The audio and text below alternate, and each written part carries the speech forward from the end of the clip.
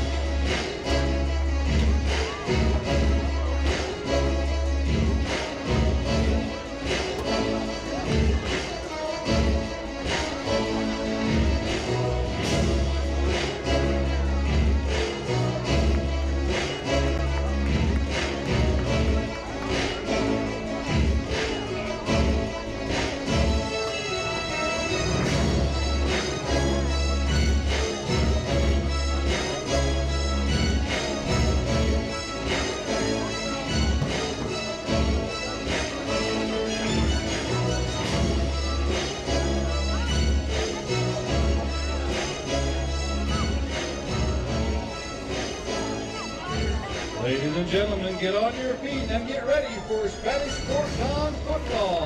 Here they come, Team 101. It may not mean nothing to y'all. Understand nothing was done for me, so I don't plan on stopping at all. I want it forever, mine, ever mine, ever mine. Shut down in the mall. It's telling that girl she the one for me, and I ain't even planning to call. I want it forever, mine, ever mine, ever mine. Last name ever, first name greatest. Like a sprained ankle, boy, ain't nothing to play with. Started off local, but thanks to all the haters, I know G4 pilots on a first name basis. In your city, faded off the ground. Nino, she said she got more class. We know, swimming in the money, come and find me. Nemo, if I was at the club, you know I ball. Chemo, drop the mixtape, it sounded like an animal. Who the fuck that country blind to be that album?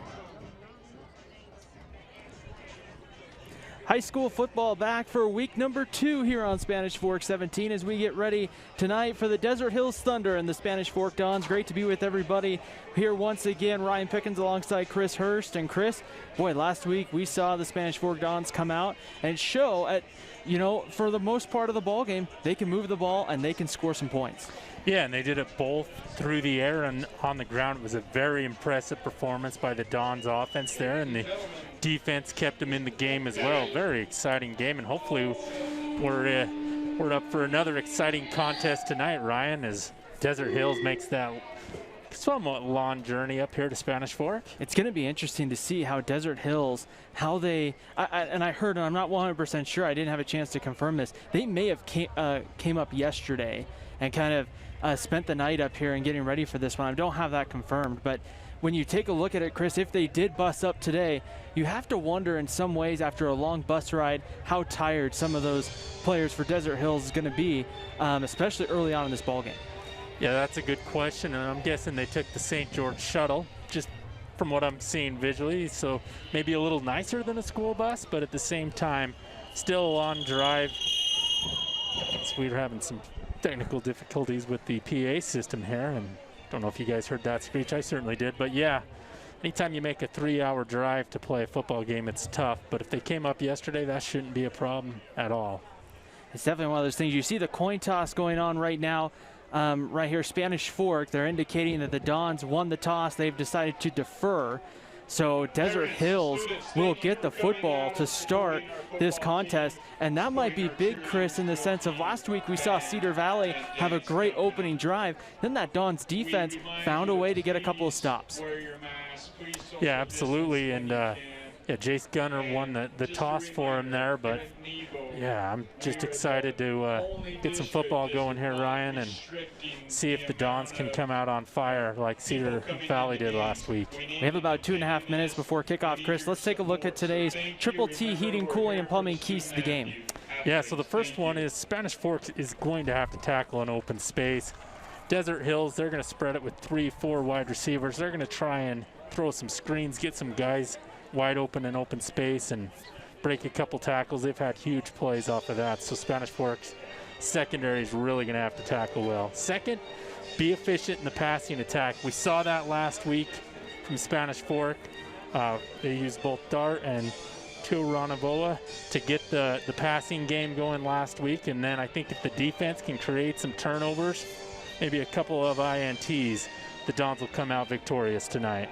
Desert Hills coming off of a loss to Alta. Spanish Fork coming off of a win over Cedar Valley. We're about set and ready to go here a couple of minutes before 7 here on Spanish Fork 17. Back deep to receive for Desert Hills. It's going to be Jacob Wilkins, number 9, and number 14, Brighton Bingham, to the bottom of your screen. And it will be number 26, Austin Stevenson, will kick it away for Spanish Fork. Dons in the red tops and white pants. Desert Hills, you don't see them in your picture right now, wearing white tops and black pants with white helmets. And we are set and ready to go here for kickoff. I don't know. It doesn't appear the officials are going to wait for the final minute or so to run off the clock. They've just set it to 12 minutes. We're set and ready to go for high school football here tonight on Spanish Fork 17. The ball's teed up. And we're underway with the kickoff from Stevenson, who put multiple kicks into the end zone last week. This one, no different there. And we'll see Desert Hills come out and start with the ball on their own 20-yard line. Yeah, and we'll see them spreading the ball and probably trying to test this Spanish Fork offense or defense early, with their passing attack. Noah Fualetelo will be the quarterback here for Desert Hills. The sophomore will get ready to lead the offense out here for the Thunder. Desert Hills coming in 1-1 out of Region 9, so they play all the teams down in the St. George area and then a couple up in Cedar City for the most part. Yeah, and they went up and beat Murray their first week, so this is going to be a tough challenge for the Dons. Ready to go, the deep back is Connor Ashby. Here's the give to Ashby, and not much going on first down as Morgan Mulestein and a couple other Dons getting there to make the stop, and that will bring up a 2nd and long here for Desert Hills. 2nd long, not the way you want to start it out. Ashby's got now 14 carries on the season and came in to the season into this game with 90 yards in the first 2 games. Back to throw for the first time. They set the screen pass up.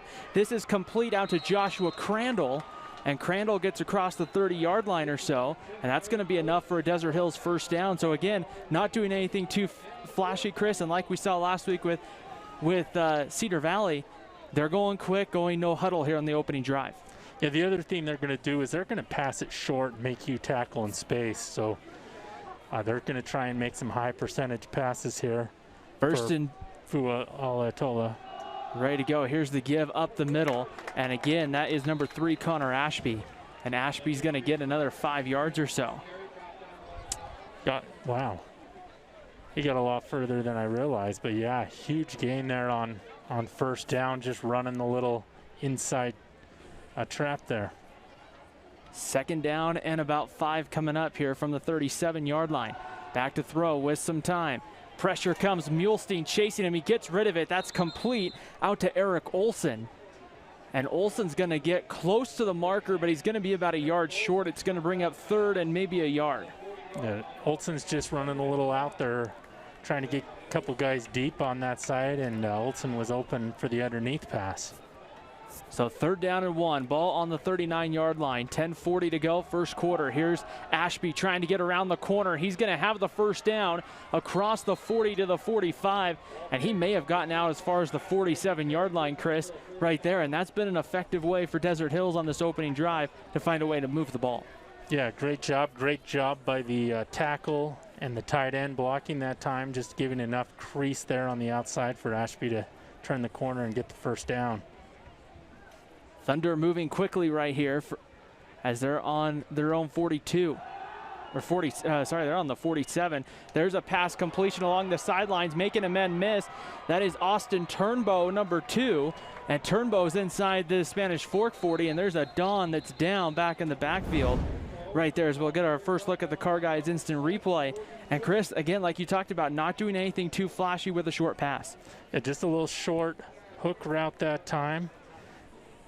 Broken tackle and big first down, but hopefully Toagawa that's down is all right.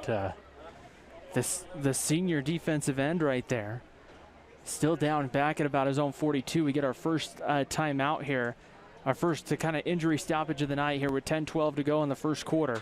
No score between Spanish Fork and Desert Hills. We want to welcome those who couldn't make the trip from St. George up here to Spanish Fork tonight, watching on both our YouTube page, youtube.com/SpanishFork17, and those watching on TV down in St. George. We know they have I think a station down there, Chris, that's taking our feed onto on their station tonight. So we welcome everybody watching on that station here tonight. We're no score here in the first quarter. But if you're Spanish Fork, Chris, you talked about one of the keys to the game you have to tackle in space. And right there is one where Spanish Fork there, if they make that first tackle, they really hold him to about 3 yards shorter than what he would have gotten. Yeah, and the whole thing is Desert Hills lined up with trips to the near side of your screen. They got one-on-one coverage there on the far side. We saw Cedar Valley do this a lot. and Desert Hills took advantage of that coverage. Corner had to play off that time, and broken tackle, a big pickup that time by Desert Hills. And Spanish Fork's gonna have to, don't go for that. I didn't catch the number. It might have been Hernandez out there. Hernandez doesn't need to go for the big hit. He just needs to make sure he wraps up. If you're the second guy in, you can make that big hit, but if you're the first guy, make sure you're wrapping up. So long delay right here. You see kind of in the left corner of your screen there as Tagaige gets up and now will come off the field right here. Good to see him coming off, being able to walk with some assistance back over to the Dons bench, but definitely one of those tough things to get happen earlier on. You see head coach Dustin Smith in his first season just kind of stepping out of your picture at home, but right there, it has to feel good for a first-year head coach, Chris, to get your first victory at home like Dustin Smith did last week. And it was a commanding victory, so I imagine he had a great weekend, Coach Smith did. So Desert Hills here will go with two backs here on 1st and 10 with Ashby, and I think that's Elijah Alton, number 28, joining him in the backfield. Sorry, no, that's number 21. That's Cy Nunley in the backfield.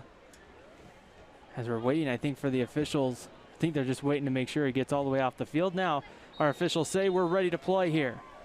1st and 10 Thunder inside the 35-yard line of Spanish Fork. Getting outside, trying to turn the corner is Ashby, and he's brought down right around the 30-yard line. It'll be a short gain on 1st down, as they've really been trying to go, Chris, sweep right, sweep left, and then hit that screen pass. Yeah, they've done a lot of short passes, short plays. Great run by Ashby there, and Chase Pepper made sure he didn't go any further, but still a gain of 3 on 1st down. Trips to the top of your screen, single receiver to the bottom, and here's another give. Crandall straight ahead, and Crandall this time maybe a yard, no more than 2 there on 2nd down and about 7. Now brings up 3rd and 5.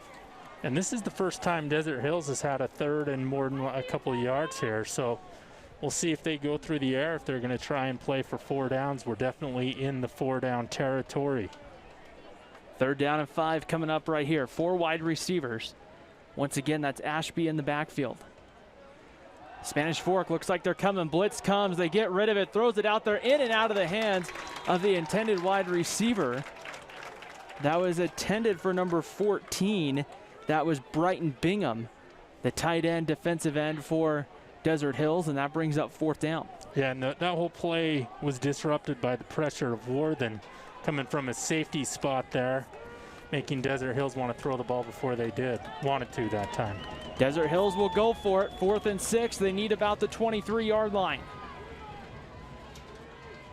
Here's a give to Ashby up the middle, and Ashby's going to be stopped well short of that. Spanish Fork was right there and waiting for that, Chris. I think they thought the Spanish Fork was going to drop back into a pass formation. Yeah, but if you're going to do that, you might want to wait and do that draw action where you go back like you're going to pass and then hand it off. I think the timing there by Desert Hills had that play doomed from the start. Junior quarterback Zach Dart will come out to lead the offense here for Spanish Fork. Zach Dart had a really nice ball game last week. Yeah, he did. He got the team started, and I think he might have finished the game, but had an excellent high percentage game last week. Dart ready to go on 1st and 10 from his own 26-yard line here. Here's the give. Tayson Reed on the 1st down carry, gets into the secondary, across the 40 to the 45, cross midfield, into Thunder territory, thrown down inside the 40, and that's the way you want to see it from Spanish Fork, Chris, with that power run game with Tayson Reed. Yeah, and that's exactly how you want to set the tone. Your offensive line for the Dons comes out strong, opens up a huge hole for Reed, and as you can see on the Car Guys instant replay, he takes advantage of it. So it's 1st and 10 Spanish Fork. They are into Desert Hills territory right here with 8:52 to play here in the 1st quarter. 4 wide receivers for the Dons. Dart will hand it off up the middle. This is the backup tailback. That's Clay Fualea in there. And Fualea down to about the 32-yard line. Yeah, great effort by Fualea that time as he just kept churning those legs and got about another 3 yards for the Dons. So it's going to bring up a 2nd and 4. Spanish Fork going quick. They're kind of adopting this no-huddle offense as we go here on their opening drive of the ball game. I think they had great success on that first play, and they're sticking with this momentum. Usually they huddle up, so we'll change the pace tonight. Desert Hills drops back, brings some pressure. Dart gets hit as he throws. That one's out to Cade Olson, who gets his feet inbounds at about the 9-yard line. Zach Dart stayed in there. Chris knew he was going to take a hit, delivered a great ball, and then Cade Olson with a great job of making sure he keeps at least 1 foot in. Yeah, great job by Dart, as you mentioned, keeping that ball in bounds and giving Olson a chance to catch it in bounds. A lot of times you see those balls thrown out of bounds, and that it doesn't give your receiver a chance to catch it. So 1st and goal, Spanish Fork. They'll say it looks like maybe like the 9.5-yard line or so, but they're inside the Mikkel Thompson and Hunter attorneys at law. That's or the prime, thank you. Prime Mortgage. Red zone. And now we're going to have, I think, a timeout is trying to get that play call in. It looks like it took a little bit of time here. It's the Driggs Mortgage team. Next time I refinance, I'll make sure I go through them just for Ryan's and I's mistake. Let's take a moment here on Spanish Fork 17 since we have a timeout. Let's thank our sponsors for making the broadcast possible each and every Friday night here on Spanish Fork 17. Yeah, we got the car guys at the Blue Diamond Auto Group, Lance Wilson State Farm Insurance, MVP Sports, Triple T Heating, Cooling, and Plumbing, Two Jacks Pizza, Mikkel Thompson and Hunter Attorneys at Law, and the Driggs Mortgage Team. We'd like to thank these sponsors for making all of our broadcasts possible this season, and also remember to catch us on YouTube/Spanish Fork 17. Subscribe to that channel. Get those notifications. Watch all the exciting events happening in the community. Spanish Fork looks like they're close to having a chance to see if they can punch it in right here. 1st and 10, ball on the 10-yard line, so 1st and goal. Tayson Reed gets the call, and Reed's going to fight his way down for maybe a half yard. Not much going on. Desert Hills prepared right there. Up front, I believe it was number 58. That's Robert Tangren getting there from the defensive tackle spot. And this is one thing from Desert Hills, Chris. There's times they're going to line up more like a 5-2 look with 2 linebackers and then 5 down linemen. Yeah, that just gives you a little push, kind of mano on that offensive line when you don't have a tight end. Spanish Fork rarely uses a tight end or fullback. That opens up the tackling lanes for your linebackers, who can also drop into coverage. Back to throw. Dart has a man out there, in and out of the hands of, I believe, that was number 6, Jace Gunter. And now bring up 3rd down. Yeah, pretty good coverage. Was that 31 down there, just knocking that ball out. John Dell for the Thunder that time. It's going to bring up 3rd down and goal from the 8-yard line. And this is you might not think of this, Chris, as being a key time in the game, but if you're Spanish Fork, this is a key time to try to see if you don't want to not come away with points inside the red zone. Yeah, you want to get 6. They're in field goal range, but coming away with 6 will definitely set the tone for the Dons that they wanted to set.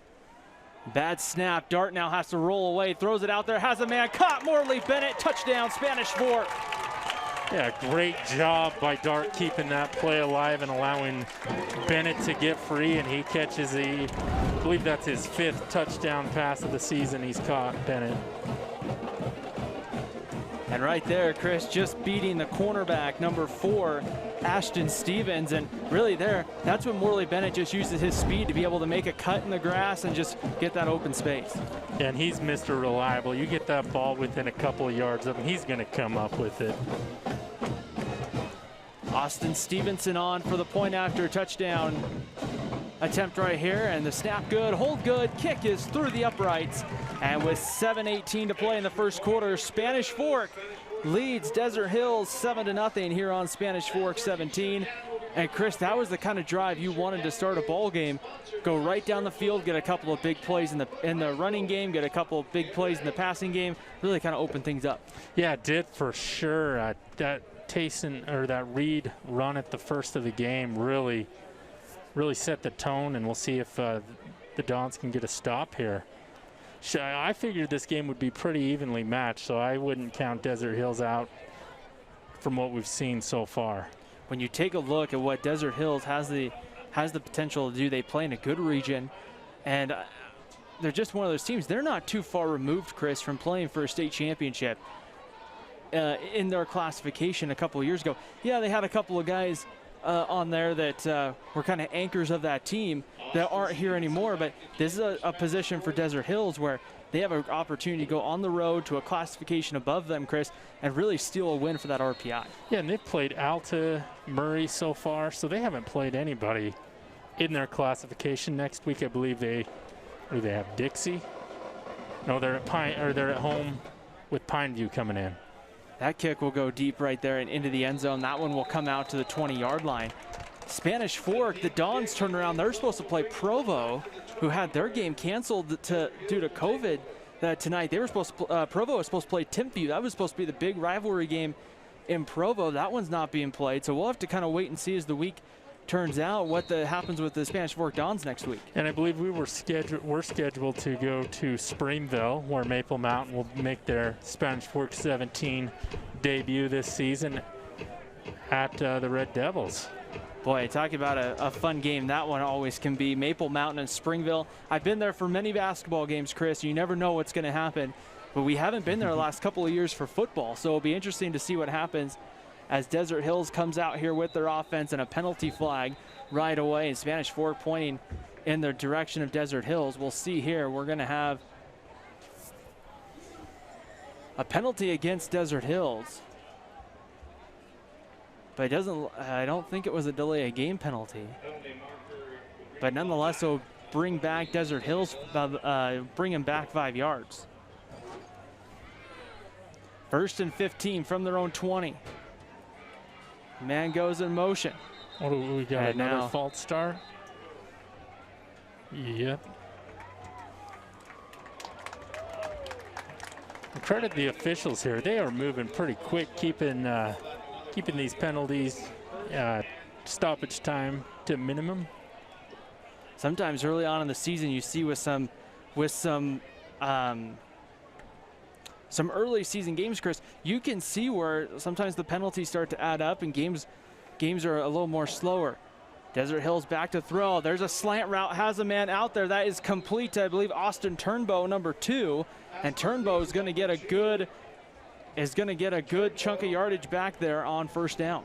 Yeah, he picks up 14 just running a little post across the middle that time. And, man, Desert Hills loves spreading it around as they go 4 wide again. 2nd and 5, back to throw, looking deep, one-on-one over the top, has a man out there, and it's going to be caught by number 18, Joshua Crandall. Crandall has this one down inside the Spanish Fork 40 to about the 36-yard line. There's that one-on-one shot that Cedar Valley liked to take last week. Yeah, and Crandall does a good job of identifying where the ball's at, going and getting it at its high point and bringing it down. You know, great job that time as he beat Chase Pepper a little bit, but not horrible coverage. 1st down and 10, ball on the 36-yard line. 4 wide receivers, single back set. Ashby gets the call straight ahead, and I think he might have lost his footing or tripped, but he goes down after maybe a gain of a yard on 1st down. I think he ran into Bundy, his guard, that time. As he was just one of those unfortunate things where you run into your own blocker. 6:10 to go, 1st quarter, 7-0 Dons lead here over Desert Hills. Thunder driving. This is the 2nd time they've driven into Dons territory. Ashby straight up the middle. I think there might have been some trouble with the exchange. Ashby again gets maybe a yard or two. Just going on Fualeatolo, Chris, when you just kind of saw his hands kind of reach out again after he handed the ball. I think there might have been some trouble there with the exchange between him and Connor Ashby. And I wonder if it's one of those plays where he might pull that back and Ashby thought he was going to read and make a pass that time. His Dons are offside. As Spanish Fork jumps, Hunter Rasmussen, I believe number 21, was trying to time the snap and just didn't quite time it right. So I think the question's going to be here. The officials are discussing it, Chris, and I thought it was a pretty clear-cut offsides, but with the officials discussing it, Chris, it makes me kind of wonder if there's an idea maybe somehow this might be a procedure call against Desert Hills. But it looked pretty clear-cut to me. This was against Spanish Fork. Huh. And it's going to be a procedure call against Desert Hills. And we are in Utah County. Maybe the officials are from Utah County, but the Dons will take it either way. Instead, it's 3rd and 7. Now it's 3rd and 12. But, you know, and the Spanish Fork didn't put up much of a fight to, like, point or anything like that. So the officials, though, are right there, and they must have saw something. 3rd and 14 for the Thunder, and penalties and whistles blow again. There's a flag coming in from this, I think, the side judge, and this looks to be another procedure call, Chris. And I think this is their 4th already of the ball game. 4th on this drive alone. That's putting yourself back 20 yards. So it's going to be 3rd and 19 coming up here with 5:20 to play first quarter. Yeah, without those penalties, it'd already be at the 25, assuming the plays would have went the same way, but that's just shooting yourself in the foot.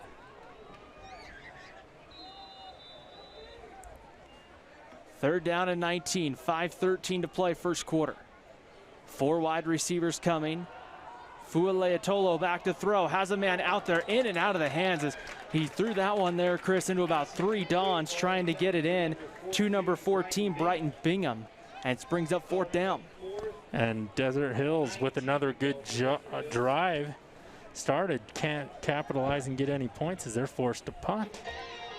5:07 to go here, and the good news, I think, if you're Desert Hills, you're going to have a chance to pin Spanish Fork back pretty deep.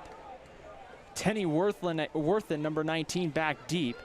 To punt for Desert Hills, it will be Hunter Bentley.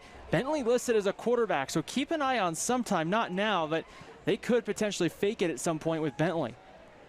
Kick goes to the top part of your screen, and it will roll to about the 15 and die right there, right around the 15-yard line. So Spanish Fork will have to start deep in their own territory, Chris, as the sun breaks through here, through some of the clouds tonight down here in southern Utah County. But this is an opportunity, Chris, you talked about with the Dons. What you don't want to do is take your foot off the gas pedal. You got to play hard for all 48 minutes. I know that's a cliche, but it's really true. You can't at any moment give the other team momentum. So we'll see if the Dons can pick up a few first downs here and potentially get a drive to score some points. Worst thing that could happen is you're not in the greatest field position as you go 3 and out in this situation. Spanish Fork will spread the field. 4 wide receivers. Joshua Buck in the backfield next to Zach Dart. Turongavo goes in motion, and here's a give straight up the middle. And that will be Joshua Buck, who will get a couple of yards. We'll see maybe a little bit more tonight of Jacob Turongavo. Maybe not at quarterback all the time, but we might see him kind of move around the offense tonight for the Dons. Yeah, we will, and he did an excellent job filling in at quarterback and really giving that team a spark in the 2nd and 3rd quarter last week. Came in, had a nice run that set up a touchdown from probably about a 30-yard run or so. Dart ready to go, joined by Buck in the backfield. And it will be Dart who keeps it, gets this one out complete, and then Gunter looks like dropped it. They're going to say incomplete. An alert play there from Austin Turnbow, though, Chris, to pick up the football and start heading his direction. And Jace Gunter looks like he's down right around the 25. He just got crunched in between a couple of guys, and great job by Turnbow picking it up, because had it been a completion, which it was really close, I think he fumbled before he hit the ground. Second time we've seen a Don down here in the ball game, and early in the season especially, Chris, you don't want to see any players get hurt. You never want to see anybody get hurt, but at this point in the season, especially when you've gone through so much of your workouts through the spring and through the summer, battled everything with COVID, to have a chance to play, this is probably the one year you want to see everybody stay healthy. Yeah, absolutely. And here's the thing. There could be a wave of cases that hit some high school teams, and they could cancel the season any week. It's seems like that's kind of the trend we've been going this year. You have to kind of take it 1 week at a time here with 4:13 to go here. Next week, we're going to be up, I believe, and at least this is the plan. At least I haven't heard otherwise. We'll be up at Springville, Maple Mountain against the Springville Red Devils. A key contest, Chris, in Region 8. When you talk about the team Maple Mountain has, this might be the best team that Brad Burtonshaw's had, maybe even his time at Maple Mountain. I don't 100% know. Going up against Springville, which really has been kind of the top of the Region 8. Yeah, that's a huge game. Springville has had consistent teams for the last 8-9 years. Scott Mitchell set a precedent there where that program was going to Rice Eccles. Never won a state title in football since '85, but they definitely had a few shots where they took second or were in the semifinals quite a few years in a row. 3rd and 7, back to throw, and there's a completion. I don't know. It's a completed pass to Cade Olson, but I don't think he's going to get it. I think he's going to be about a yard short, Chris. Yeah, and Dons go 3 and out, and this is going to give Desert Hills great field position unless they decide to fake it. The Dons line up quickly like they might try to go for it. It's going to be 4th and about a yard. Dart, I think, kind of doing a hard count right here, and immediately the Dons point, and they might have gotten Desert Hills to jump off sides. Yeah, I wonder if they were going to really run a play or if the plan was just to see if you could draw them off sides, call a timeout. Nonetheless, it's going to end up being 1st down Spanish Fork, and the challenge right now for Desert Hills, Chris, in this first quarter has been penalties. Yeah, and they haven't been like in-play penalties. They've been, you know, procedure-type penalties. It come back to maybe discipline penalties. I mean, I don't really know if that word even fits, but it's those kind of things there. Yeah, you just got to focus for just a few more seconds. 1st and 10 from their own 29 here for Spanish Fork. Give straight up the middle. Tayson Reed trying to look to get outside. He's going to get a good 5 yards or so. 5, well, he's probably going to have more like 6 there on 1st down. Yeah, great run. A little bit of a hold there, but nonetheless, Reed gets upfield, and man, if he could break one more tackle, he has the capability and the speed to take it on any given play. This is one thing to keep in mind, Chris, with the travel rosters this year. Desert Hills was only able to bring at most 50 players. And just looking at over at their sideline, I don't even think they brought 50. Yeah, it might not have been a problem, but yeah, it's tough. 2nd and 4 coming up. We'll have to see as the game goes on if how much fatigue sets in. As again, a give right up the middle, and I think Tayson Reed is going to end up having enough. They're going to say fumble at the end. We'll see where the official, Desert Hills, pointing to Thunder football, and it is. It's a turnover right there. Tayson Reed, it appears, will cough up the football, and a big turnover there, the first one of the night, and now Thunder have the football, and they are driving. Yeah, the Thunder see if they can take advantage of great field position here as they get the fumble, but really could have had even better field position if they were able to make a 4th down stop instead of jumping offside. So it'll be 1st and 10 for the Desert Hills in great field position. 1st down and 10, ball on the 40-yard line right here. Desert Hills with the football. Fualea Tolo back to throw, has a man out there one-on-one, and that's going to be, I think, incomplete from here, and it is. The official on the sideline saying incomplete. He was out of bounds. Still a great attempt by Austin Turnbow there in one-on-one coverage. Yeah, Austin Turnbow one-on-one. Why not take a shot when you got good field position, see if you can score on your first play, and just throwing a little bit outside, or if that had been a couple more yards into play, I think Desert Hills would be in the Driggs Mortgage Team red zone. Got to memorize the sponsors a little better here. 2nd down and 10, back to throw. Nope, it's going to be Connor Ashby on the carry. He breaks one tackle, and he's going to have close to a 1st down. He'll be about a yard short there, so it looks like it's going to bring up 3rd and maybe a yard from about the 31. And I imagine we'll see a little bit more of Ashby on this play, as they like to run to the outside and sometimes up the middle with him, and this would definitely be the time and place to do that. 3rd down and 1, 2:14 to play first quarter, 7-0 lead for Spanish Fork. 3 wide receiver set, single back, and again, and this time we have flags. They blew it dead immediately, and again, kind of the same thing the last time it went against Desert Hills, but I think they might have gotten Spanish Fork this time, Chris, for jumping off sides. Yeah, that's what it seems to be like. The linebacker got a little ahead of himself. Yeah, exactly. And Desert Hills pick up a 1st down upon penalty. So they'll push it inside the 30 here with just a little over 2 minutes to play first quarter. fact, they'll be down all the way to the 26. Two-back set here for Desert Hills. Ashby gets the carry going to the top of your screen. He's going to pick up probably close to 6 yards or so on first down. There, and again, nothing too big coming out of the playbook so far for Desert Hills, Chris. It's been a lot of, I hate to use the word basic football, but just a lot of sweeps, a lot of dives. A lot of high percentage runs in this spread formation. I had the shotgun spread formation. Also got a little bunch formation. We haven't seen that yet tonight.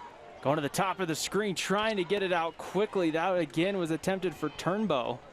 And Turnbow quickly kind of patting him on the shoulder there, saying, hey, sorry, my bad there on that route. But you could tell there Desert Hills was looking for that quick hitter. Yeah, they were, and they, were trying to confuse the Dons. They're putting 3 guys on one side and then really trying to go to the one-on-one side. They hardly ever look to the side with the multiple receivers on it. Kind of keep an eye on that matchup to the bottom of your screen. Here's the give. Ashby on the carry. Tries to turn the corner, gets tripped up, and it's going to be close. I think he's going to have it, but... Yeah, the marker's about the 16. I think they're marking him at the 15, so it looks like Ashby's got it. Or excuse me. Yeah, Ashby. So 1st and 10 now as they're inside the Driggs Mortgage Team red zone. First time tonight for the Thunder to be in the red zone, and this is kind of a big opportunity for Desert Hills to try to get a touchdown back. Over the middle of the pass, incomplete. Looking for Bingham, the tight end, defensive end. There lined up as the tight end, and that one goes incomplete. Yeah, 2nd and 10 here from the 15. This is kind of tough for teams like Desert Hills. The field starts to compact. The Dons have kind of an extra defender in the back of the end zone, so I'll have to see if that changes their play calling. Pressure comes, gets away from it. Fualeatolo to the end zone, has a man diving in there to try to come up with it. Was Crandall, and it goes incomplete. That brings up 3rd down. A great job by the Dons getting some pressure. Beanham was wide open there for a minute in the end zone as well. I thought they could throw the ball to him, and then I realized that Fualeatola didn't have enough time.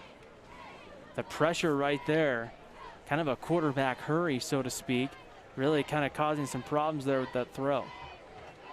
Yeah, absolutely. And the Dons have brought pressure, quite a bit of pressure tonight so far. 3rd down and 10, single back set. Fualeatolo back to throw. Look into the end zone, has a man wide open. As it complete, it is touchdown, Desert Hills, number 14, Brighton Bingham, the tight end. Yeah, Brighton Bingham, I don't know if somebody slipped, but he was wide open. A little missed coverage back there on that far side, and that's what happens when Fualeatola has time to move around. So Bingham gets in the end zone, and there, I mean, that was another pass there from Fualeatolo, Chris, that almost went incomplete. Extra point on here for the point after touchdown try. They kick a kind of a low line knuckleball kick, and it went wide to the left, no good. So a missed extra point will make it a 1-point lead for Spanish Fork with 46.6 to play here in quarter number 1. Yeah, you can't miss those extra points. They're huge at all levels of football, and so for Desert Hills to miss that really puts them behind the 8 ball. They almost will have to go for 2 if the Dons score next. And that's what we saw last week, Chris, from Cedar Valley. The Aviators right before the first half getting that touchdown and the big 2-point conversion.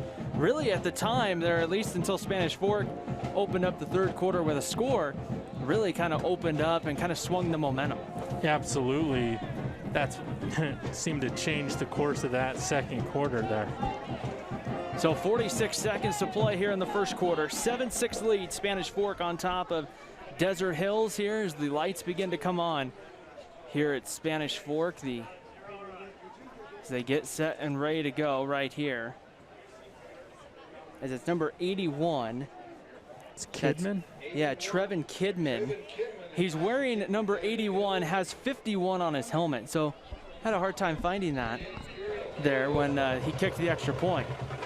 Kidman kicks this one off, and this is going to be potentially returnable. Kate Olson runs over to about the 2-yard line.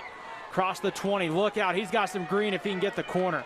Cross the 25, makes one man miss, but the outside contain, able to hold Olsen there from getting the outside, but he still gets a good return, Chris, after about the 27. And Cade Olsen is quick as a cat there as he gets the ball, runs all over the field, and gets a lot better field position at the 27 than they would have if he would have just let it bounce into the end zone. So nice play by Olsen.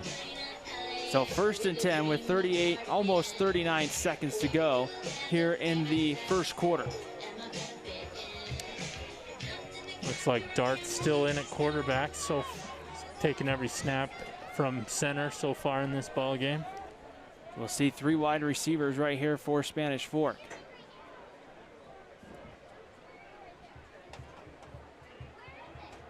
Here's the give up the middle, and this not much there on first down. I believe that was number 45, Clay Feliani there on the carry. And Feliani there only able, loses actually a yard. Spanish Fork doesn't have to snap it again here in the quarter, but I would imagine that they probably will. They're at least hurrying to the line of scrimmage like they're going to snap it one more time. And maybe you're just trying to draw them off sides. They've gotten yards doing that so far this evening. Tarangavo goes in motion. Rolling out, Dart pressured from the backside. Throws that towards the sideline. That is caught and complete out to Morley Bennett. He's going to have enough for a first down to the 42-yard line or so, and that's how we'll end the first quarter. Spanish Fork scores on their opening drive at the end of one. Dons lead it 7-6 over Desert Hills High School football. Spanish Fork 17 comes back after the break.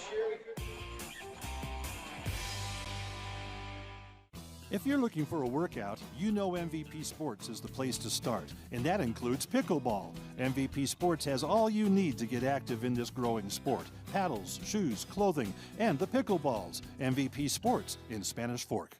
The best time to check your furnace is before it fails, and you can rely on Triple T to do the job right. Our technicians are trained every year so you can sleep better at night, knowing your furnace is safe to operate. Call Triple T at 798-7711 to schedule your tune-up today. Need a new car or truck? Come to the guys you trust. The Car Guys are part of the Blue Diamond Auto Group, and they have the best selection of quality vehicles at the best prices for your budget. The Blue Diamond Auto Group with the Car Guys at 872 North Main in Spanish Fork.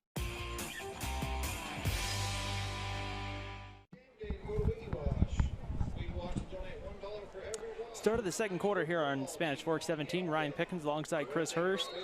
And the Dons, Chris, looked pretty good in that first quarter with a 1-point lead over the Desert Hills Thunder. Yeah, they did, and we'll see if they can get some more points. Both teams came out firing as they both got a touchdown in the opening quarter. One formation we haven't seen too much, a straight I formation. They give to Tayson Reed, and Reed will get about 3, maybe 4 on first down.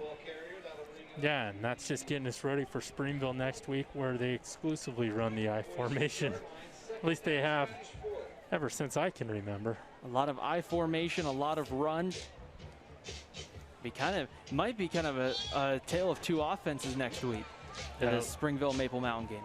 And what's funny is looks like Springville runs the same offense now as they did. I'm not going to tell you what year I went there, but say in the 90s. 2nd down and 6 coming up. Spanish Fork has to hurry. 4 on the play clock. Dart runs quickly to the line of scrimmage. 1 on the play clock, and I don't think they got it off.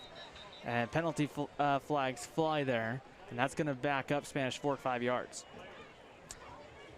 Yeah, they definitely took a long time huddling up, which put that play behind. And you save a timeout. I don't know if in that situation it's best to use a timeout. But nonetheless, play clock starting again. Actually, they got to pump it up to 25. There we go.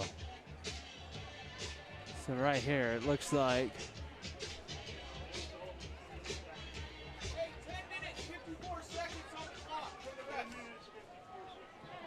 so right now they're going to reset the clock to 10:54. It looks like. They got that up there. Yep, there we go. Now it's up there. 10:54 on the clock. And we're ready to play football again here. Second quarter, 7-6 lead. Spanish Fork on top of Desert Hills. Once again, an I formation, and they will give it straight up the middle. Here's Tayson Reed. Tries to get outside, runs over a couple of Thunder defenders. A big first down, still on his feet, dragging defenders inside Desert Hills territory down to the 33-yard line. Yeah, great job by Reed, just running a couple of guys over, making sure they don't even have time to wrap up as he just runs them over and continues on his way. And Reed's definitely tough to bring down. They list him at 6 foot 215. So it's going to be a first down and 10 for Spanish Fork. Dons moving the ball here on this drive. We've seen this kind of maybe slow it down, huddle, and then a quick hurry from Spanish Fork. Now we've seen both. And here's a give up the middle. Joshua Buck gets the carry, and Buck gets maybe a half a yard or so. And I think it's nice to mix it up. Sometimes you want to go fast, other times you want to huddle up. I think a pretty good combo of both is what's in order, because I'll tell you what, if you try and go fast and go hard and you don't have a lot of depth, which a lot of teams at the high school level don't, you'll be exhausted by the time you get to the fourth quarter. Second down and 9 coming up right here. 7-6 lead, 4 wide receivers. Starting to get windy here at Spanish Fork High School tonight. Tarangavo goes in motion. Here's a gift straight up the middle. Buck has a first down and more inside the 20, down to about the 13-yard line. He's tripped up by the last defender. A good tackle by number 4. That is going to be Ashton Stevens from the corner spot. Yeah, great job by Buck using that stiff arm there, getting to the outside, making a few guys miss, and picking up the first down and getting them down into the Driggs Mortgage team red zone. There's some pockets of some storms kind of going around both sides of Spanish Fork right now. Something to keep in mind here, especially with that wind coming up. Yeah, I hope it doesn't start to rain on us here. First and 10, ball on the 14-yard line. Spanish Fork sticking with that I formation. Dart under center, give to Joshua Buck, and Buck fumbles the football. Desert Hills jumps right there. Thunder say they have it, and no signal yet. Spanish Fork gets back on it. It'll be second down. And fortunate for Spanish Fork, they're able to get back on the ball. I think Buck was able to get back on it there that time. But that would have been the second fumble for Spanish Fork. They would have lost if Buck wouldn't have been able to get a hold of that ball. And that's really what stopped them in the first quarter and from potentially getting more points. Using some clock right here. About 8:35 to go here in the second quarter. 7-6 lead, Spanish Fork on top. Dons threatening here once again. One man in motion. Here's Dart. He pulls it out, looking down to the end zone. Has a man out there in the back, looking for Jonah Tarangavo, but that one goes incomplete. I think some Dons wanted a penalty flag. They got one. I'm guessing by, roughing the passer that time by Desert Hills. Spanish Fork will go half a distance to the goal here. And it'll be a first down for Spanish Fork. I was watching more, Chris, where the ball was going with number 35, Jonah Tarangavo, in the back of the end zone, and saw the contact before he could make the catch. And so I was thinking more defensive pass interference. Wasn't seeing where Zach Dart was. They got hit a little bit late. You get a little excited when you're a defensive lineman. You've been working hard. You want to get a shot on the quarterback, and unfortunately that time it just came a little late. First and goal from the 7-yard line. Spanish Fork huddling quickly now, getting to the line of scrimmage. Here's a give up the middle. Ball, they mishandle the ball, and it is loose. The question is, who got it? It looks like Spanish Fork, and the Dons got back on it, but that's the second time on this drive where the Dons have almost turned the ball over. And Chris, turnovers in the red zone really drive you nuts if you're head coach Dustin Smith. Yeah, that's why they teach everybody as a quarterback. When you're in the red zone, if you don't have an easy touchdown pass and it's not third down or fourth down with the game on the line, settle for points. You don't want to force anything in here, and fumbling can have the same effect. Just looked like Joshua Buck and Zach Dart maybe mishandled the exchange right there. Second down and goal from the 7. Jonah Tarangavo goes in motion. Back to throw. Dart tries this bolt pass in there to Morley Bennett, but he kind of threw it behind Bennett there, and it brings up third down. And Bennett runs a quick route, and Dart just threw it a little behind him that time. Bring up 3rd and 7 here. And if you're the Dons, I'm imagining you're going to try and throw it here. If you don't get the 6, kick a field goal and extend that lead to 4 points. So 3rd down and goal from the 8. Keep an eye on Morley Bennett. Him and Kate Olson are both split out to the bottom of your screen. Dart rolling to the bottom of your screen. Looking back, throws it to the back of the end zone. That one is picked off in the back of the end zone right there. Intercepted. Coming away with it was, I believe, Austin Turnbow, number 2, from his safety position. And that's the 2nd turnover for the Dons in the first half. Desert Hills has 0, and that one's huge as it happens to be in the red zone. A ball that was just kind of put in a tight corner there, as that one was just kind of fired in there, Chris. And that's a tough throw there if you're Zach Dart, because of the fact that you're going to a spot in the end zone. There's no other room there, Chris. You have to put it in bounds, and you put it there into 2 or 3 guys. Yeah, and that's something he'll probably be thinking about late tonight if this game doesn't turn out the Dons' way, you know. Plenty of time left, though. 7:45 before halftime. 7-6 lead for the Dons. Here's the give. It's going to be Connor Ashby on the carry. Penalty flag comes in. Ashby there is going to get a couple of yards, but we'll have to wait and see what the penalty is. You can see it there in the back of your screen, about the 18-yard line, kind of in the area typically where you see a hold. And this has just been a lot of penalties here really have kind of stalled drives for Desert Hills. It has. The Dons have had their turnovers, and the Thunder have had their penalties. So right now they're sorting out. You see 3 officials there in the middle of your field kind of sorting it out right here. Taking some time to discuss the penalty calls between the right here and making sure, I think, mostly that they get it right. They're going to wave the penalty off.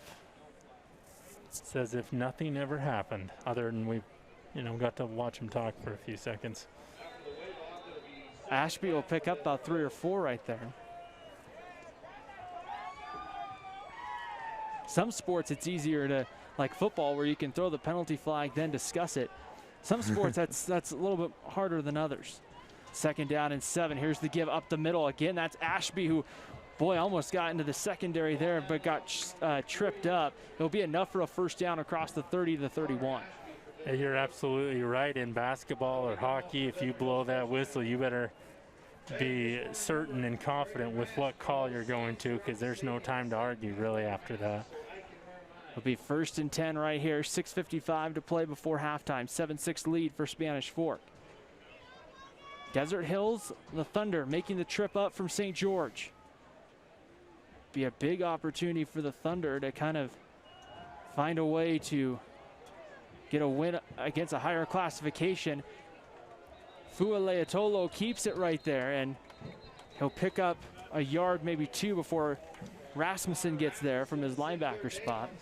And there's a penalty, and it's usually in the area of like a face mask or something like that going on. I didn't see anybody from Desert Hills in that area, so we'll see if it's a face mask, and hope that's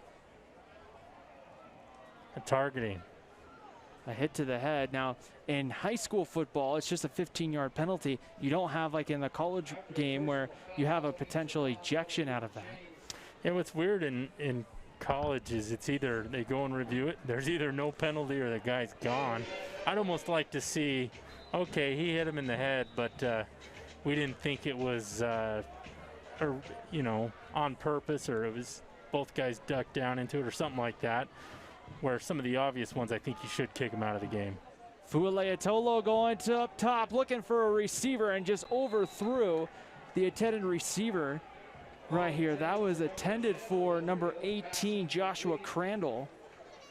And Crandall had the step, just a little overthrown that time by Fualeatolo, that pass was. But yeah, if you're the coverage was by Stevens that time, and at the end he kind of held. If the ball's overthrown, don't hold on that. You don't want to give him a free 15 yards. 2nd down and 10 right here for Desert Hills. 7-6 lead. Spanish Fork on top. Outside, it's Ashby trying to fight his way ahead. Ashby there will pick up about 4 or 5 yards, and it's been a good night for Connor Ashby. Yeah, third down, 6 here to go. Another big third down for Desert Hills. So a big 3rd and 5 right here. Potential 2-down territory if you wanted to take a chance and go for it. But some of it might depend on what happens here on 3rd down. Fualeatolo back to throw, steps up now. He's going to tuck it and run. He's got the first down inside the 40, down to about the 28-yard line or thereabouts before he's brought down. But a big first down there from Desert Hills. Good pursuit there from the Dons. Yeah, Rupena, we didn't see it there on the instant replay. Rupena had him in the backfield and just couldn't quite bring him down, and that was the difference between a sack and a huge gain like we saw. Morgan Mulestein all over the place there and was able to kind of chase him down from behind. 1st and 10, ball on the 28, 5:42 to play before halftime. Fualeatolo gives up the middle, and I believe that might have been Elijah Alton, number 29 on the carry. And it's, yeah, Elijah Alton, number 28. They're on the carry. Yeah, Elijah Alton, he was their leading ball carrier for carries coming into this game. Didn't have a huge average, so I wonder if he's trying to work his way back into the rotation a little bit. 2nd down and 5, 5:10 to go before halftime. Screen pass, they set it up, they get it out to Dell. Connor Dell on the catch.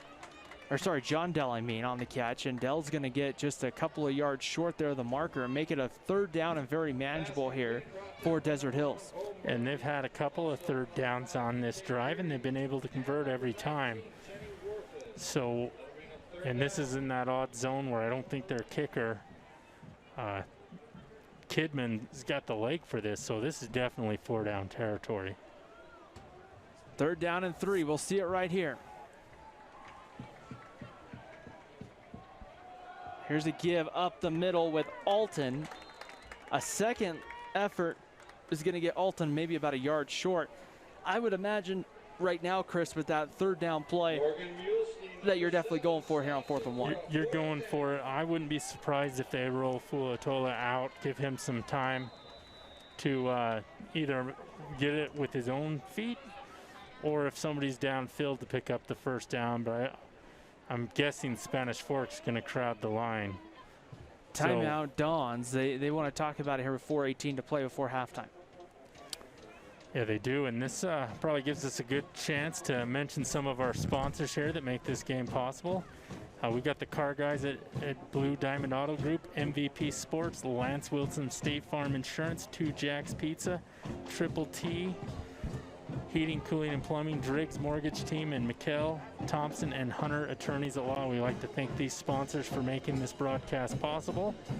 Also, catch us on the YouTube Spanish Fork slash Spanish Fork 17 for all these broadcasts. We got a great schedule lined up, including next week, where I get to go back to Springville High School and watch Maple Mountain hopefully come out with a victory.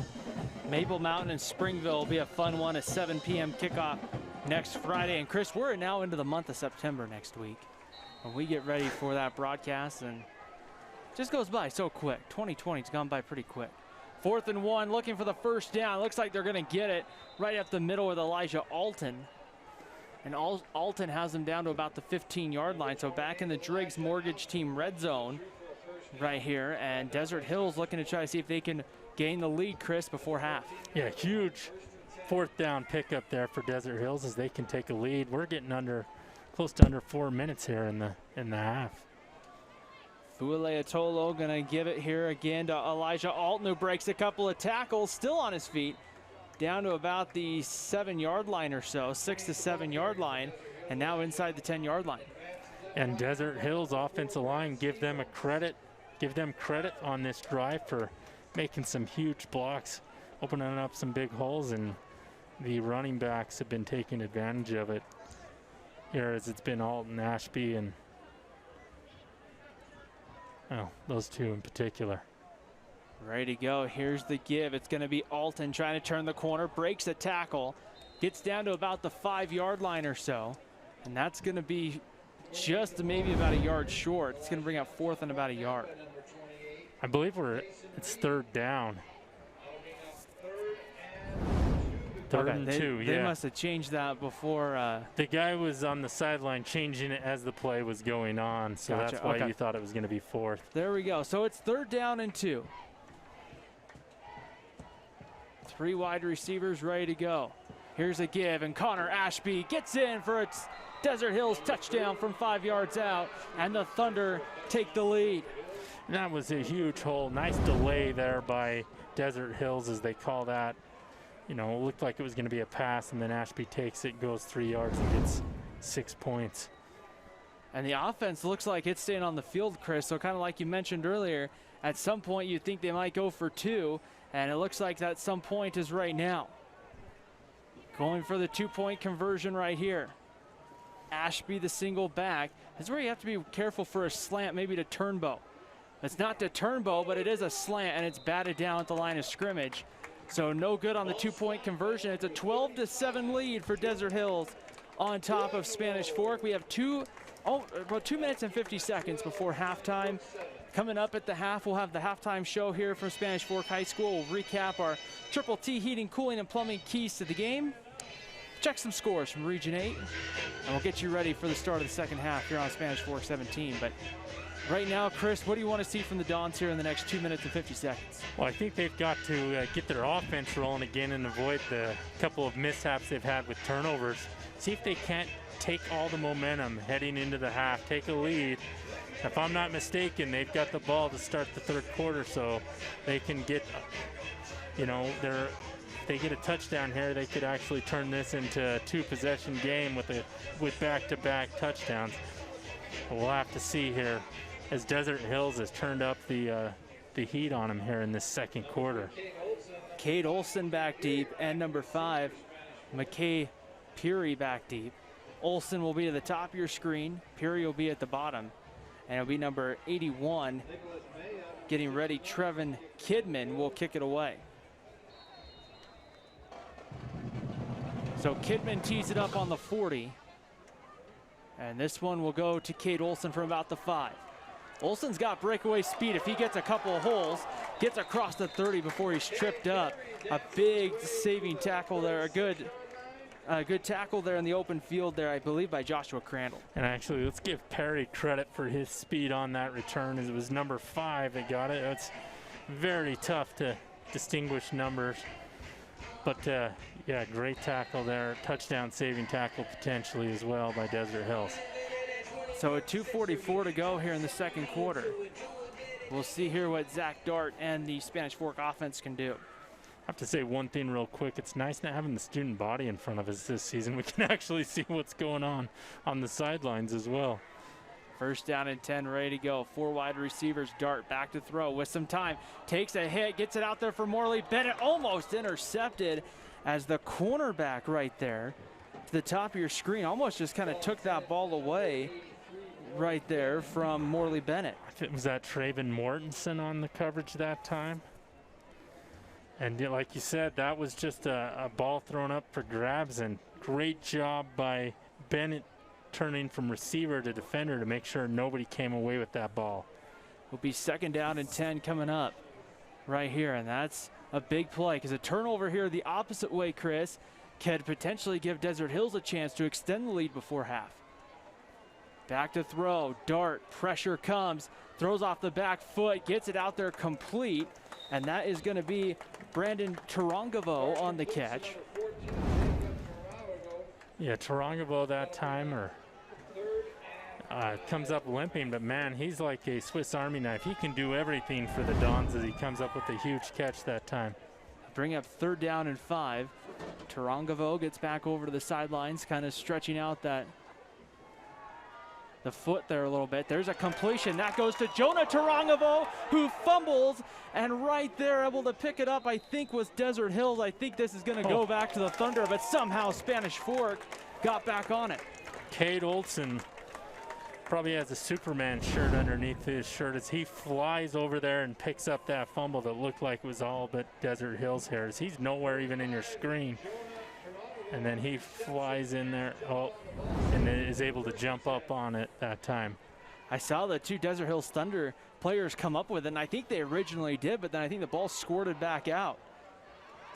There's a run on first down for number 45, and that is going to be Clay Filiua there on the carry.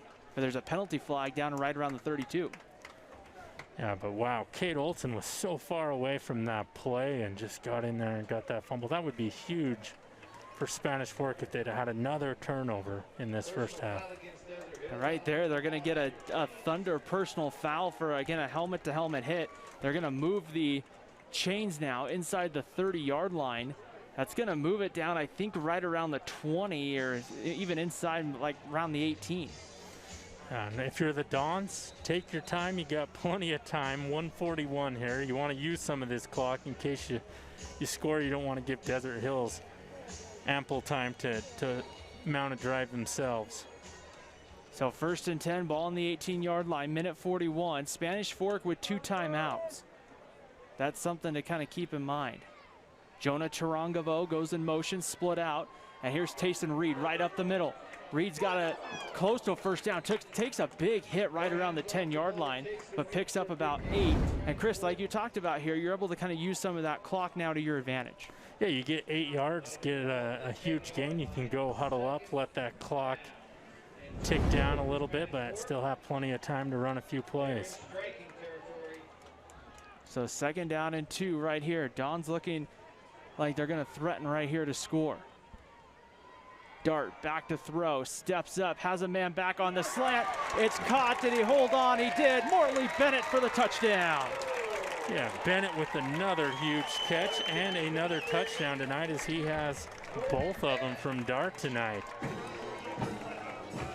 Dart to Morley Bennett. That connection's working pretty good for Spanish Fork right now. It is indeed, as that is now the 5th. Actually, I believe that's the 6th touchdown catch by Bennett. He had 4 coming in, 2, carried the 1, we got to 6. The extra point right here, Austin Stevenson about ready to come on. Snap good, hold good. The kick for Stevenson is through the uprights, and a big response from Spanish Fork. Desert Hills takes a lead, Chris. Just what you want to see from an offense is them come back right down and strike again. Yeah, absolutely. The answer to Desert Hills score there. They, only trailed for about a minute there, and take the lead here.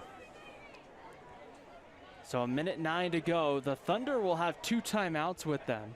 So they're going to have an opportunity, Chris, to see if they can get back in it here and see if they can score. Plenty of time with 1:09 and 2 timeouts. Yeah, plenty of time for Desert Hills, and they're definitely a team that can, have a short pass turn into a touchdown. I've seen some of their highlights.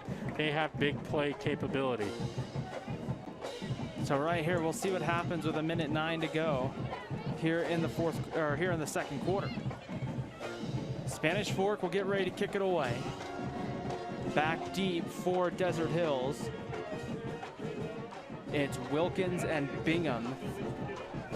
It will be Brighton Bingham to the top of your screen, and then Jacob Wilkins will be towards the bottom of your screen at home.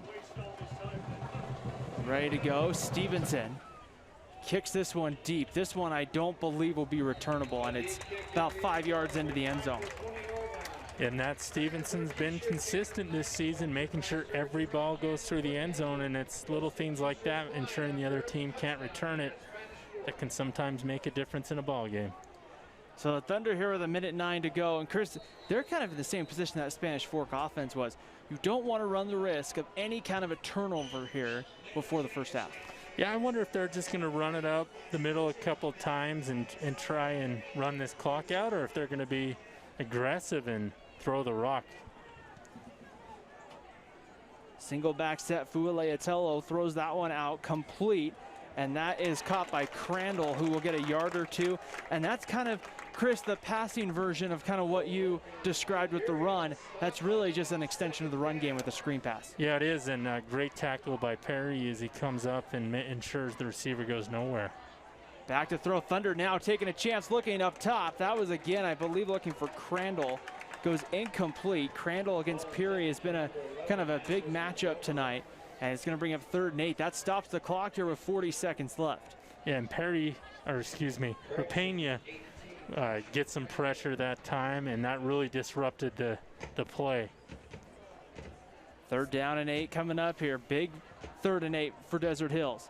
Throwing that one out, that's Austin Turnbow. He turns, makes a cut, makes one man miss. I think he's going to have a 1st down to about the 32.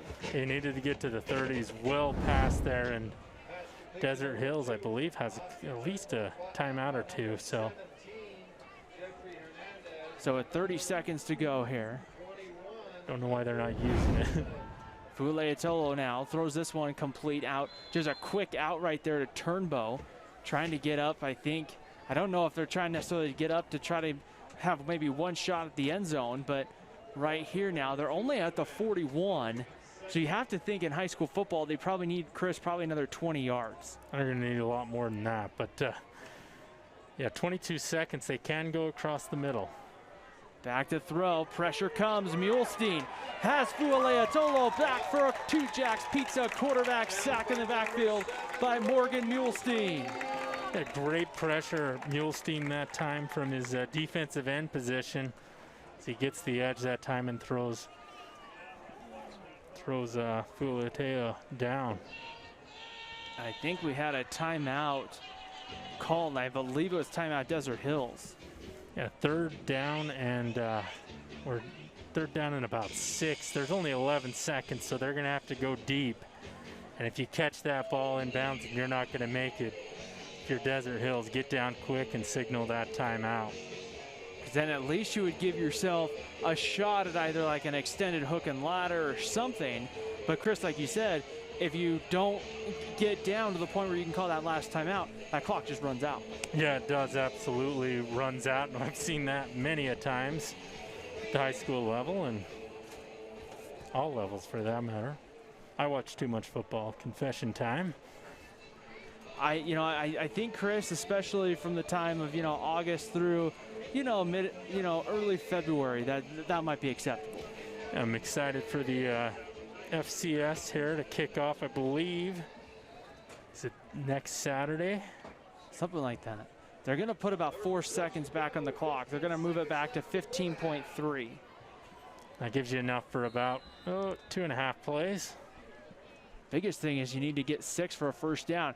Here's a screen pass thrown. That one was kind of bobbled and dropped, but it was a lateral, so it was a live ball. So there, Desert Hills will lose a couple of more yards. Guess the good news is they might have gotten out of bounds to stop the clock, but now it's 4th down and 6. And you kind of have to punt. I mean, there's not really, you can't, unless you're going to take a big chance and go for it. But I think the safest thing to do here, Chris, is punt. Yeah, punt it high or punt it away from the return man. Try and get as much of that clock to run off as possible. Bentley is the punter. Now, he's listed on the roster as a quarterback and a punter. But again, Desert Hills not in a fake position right here to try to fake it. I'd be really surprised.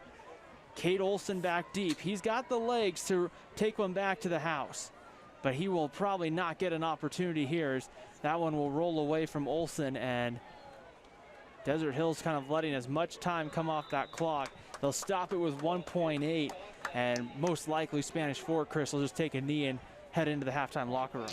And sometimes you just wish they'd let the clock run down a little bit and we could go into half, but instead I imagine Spanish Fork is going to come out in the first half victory formation and take a knee. Other than that, I mean, with the way Tayson Reed's running, I would understand the rationale of maybe running a dive here or something and seeing what he could work with. But I'm like you, I think the higher percentage and the more likely thing is going to be, let's take a knee and let's go into the halftime with a 2-point lead. Yeah, well, they're lining up like they're going to run a play, so I imagine they will hand it off to Reed here. So 1st down and 10 coming up.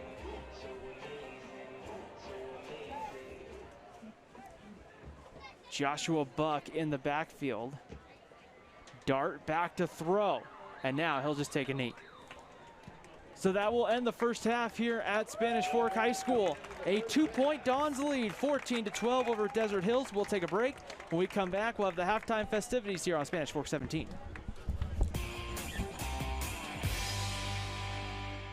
Nobody plans on getting in an accident, but if you do, you can rely on the expertise of Mike McKell to protect and fight for your rights. Specializing in personal injury law, Mike McKell is the attorney you need. Call McKell, Thompson, and Hunter, 801-798-9000. Well, it finally happened, Zachary. Somebody burned down my she shed. The she shed was struck by lightning. Zachary, is my she shed covered by State Farm? Your she shed's covered, Cheryl. Go with the one that's here to help life go right. State Farm. Call State Farm agent Lance Wilson today. I definitely recommend the Driggs team. They're amazing. Hi, I'm Greg with the Driggs Mortgage team, where we believe there's no substitute for experience. Stop by our office today on Main Street and let us help you get into your brand new home.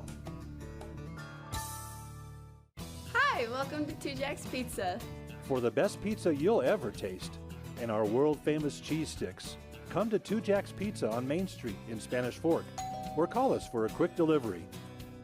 Are you hungry yet?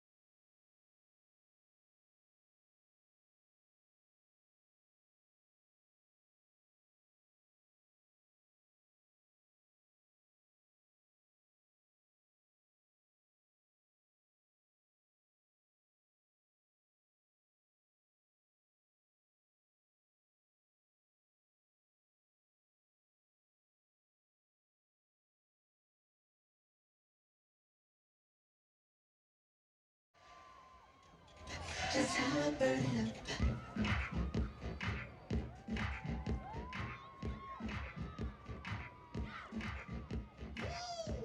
I'ma shut this down. Kitty cat meow meow meow meow meow. Hit it with the heat to the heat to the how. This just such a she with it. I'm gonna DJ play this music on this like there was budget. Hey Mr. DJ, keep the track and don't you turn it up. I'ma dance all night and I don't care who's up the budget. Just give me that mic, I'll show you how to burn it up.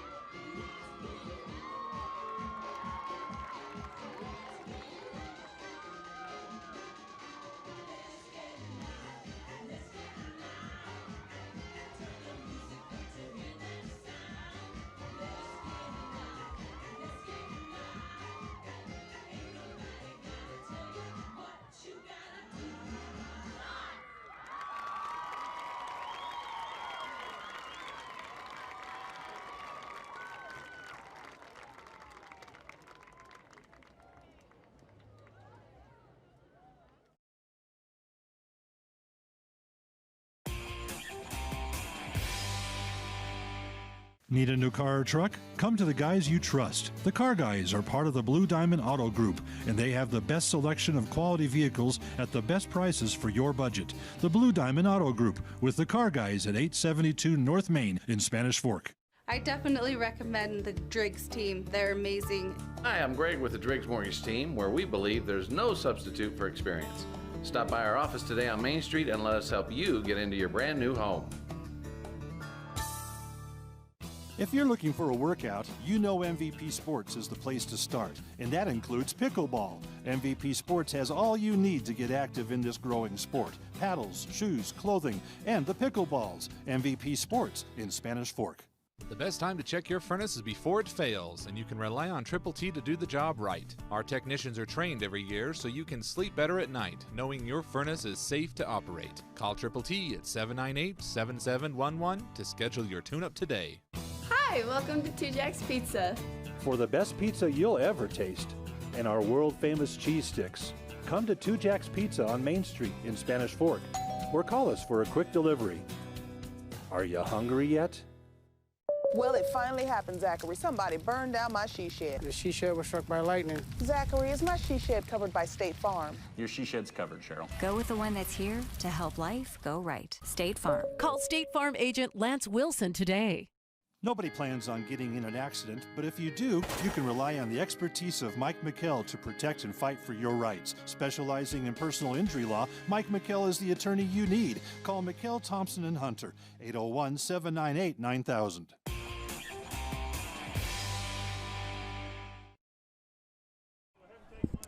High school football here on Spanish Fork 17. We're at halftime at Spanish Fork High School. Ryan Pickens alongside Chris Hurst. As we get set right now, a 2-point Dons lead, 14-12 over the Desert Hills Thunder, and a big-time opportunity, Chris. And when you take a look at this first half, really interesting to see what Spanish Fork was able to do. There's two big drives really kind of set up that Spanish Fork offense. Yeah, there was a couple of great drives, including the one right before the half where the Dons were able to capitalize and get a touchdown there. And there's a common theme to ending these two drives, and that is Dart to Bennett. So hopefully we see a lot more of that in the second half for the Dons as well. Two first half touchdown passes for quarterback Zach Dart. And really when you take a look at it, this game's been kind of back and forth. Every time Desert Hills has made a play, Spanish Fork's found a way to respond. They have. The Dons went out to an early 7-0 lead. Desert Hills responded a couple of drives later, missed the field goal, and then actually scored again, Desert Hills, and took a 12-7 lead. But great job by the Dons answering with about 1:40 to go before the end of the half with 6. That missed extra point, though, let's go back to that for Desert Hills, because on the surface of things you might think 1 point doesn't really have a big effect in the game, but they missed the extra point, Chris, then they go for 2 and they missed the 2-point conversion. So really they've left 3 points on the board and they're trailing by 2. Yeah, and that's huge because now they're chasing points. Let's assume the Dons score another touchdown. Desert Hills answers with the touchdown. Well, what do you do then? Because you know, it could be potentially 21-12. You're down 2 possessions now. Do you try and go for the extra point or attempt to kick there, or do you go for 2? I mean, really that was a key thing, and now Desert Hills, if they're playing from behind, are really kind of strapped. So we'll see exactly what Spanish Fork, or kind of what Desert Hills does here with Spanish Fork. Let's recap our Triple T Heating, Cooling, and Plumbing keys to the game, Chris, and kind of check in on some of those, because those are really a good indication, I think, especially tonight for Spanish Fork and kind of what they've been able to have success with. Yeah, absolutely. Our first key was tackling in space for the Dons, and they, well, I don't know. They've done it well sometimes. Desert Hills has had a couple of plays where receivers broken loose, been able to break one, get some extra yards, but I'd say the Dons have really kept that in check for the most part. The second one was to be efficient in the passing games. I think the Dons have done that. Credit Dart. He's found Olsen. He's found Bennett. He's found a couple of other guys as well. And he's, you know, has outside of that one INT, he's done a great job of distributing the ball well and being efficient in the pass game, and then create some turnovers. Well, The Dons haven't done that tonight, but Desert Hills has taken advantage of an interception and a fumble there and almost came up with a couple more fumbles. So Dons need to do a little bit better job of, maybe being some ball hawks themselves and getting a turnover.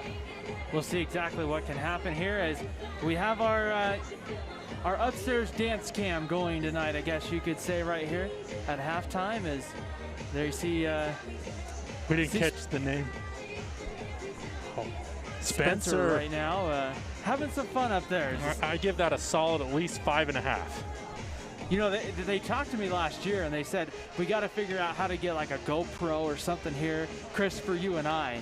And I cautiously and kindly said, I'm good, but thank you.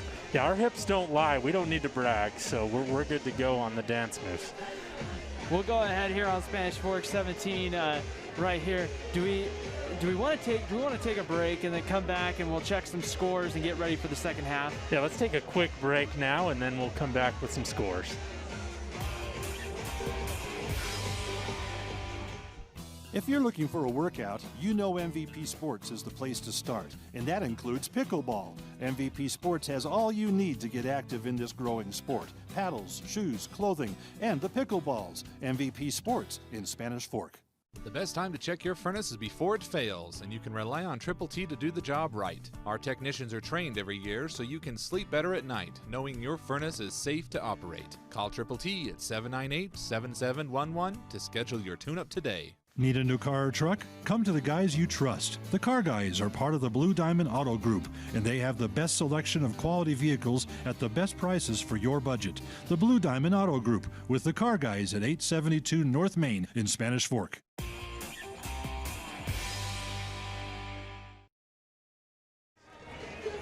High school football back here at halftime, a 14-12 lead. Spanish Fork on top of Desert Hills here in a big contest right here. Let's go ahead and check some scores from throughout the area here. American Leadership Academy leading at Emory 13-0. That one was at the half right here.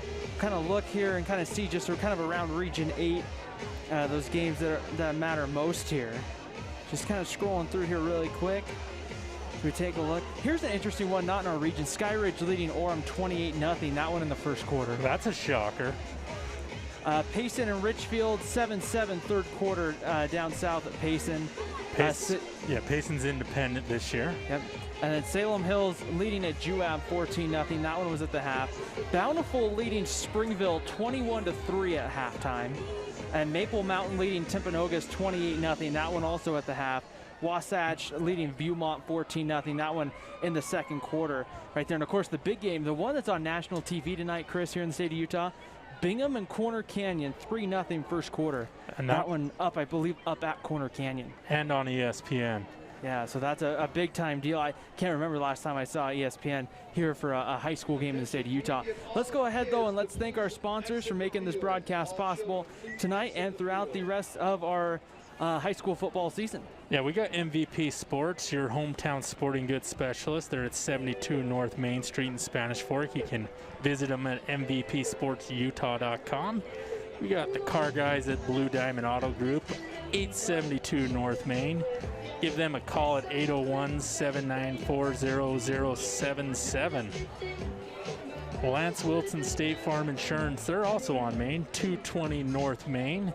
They're at 801-798-2988 if you need any auto, home, life, any sort of insurance. Of course, my favorite sponsor, Two Jacks Pizza, 30 North Main Street, 801-798-8601. Maybe you're hungry, need some pizza, give them a call right now for their yummy pizza. Triple T Heating, Cooling, and Plumbing, they're 1550 North Main Street, Spanish Fork. Give them a call at 801-798-7711, or excuse me, 798-7711.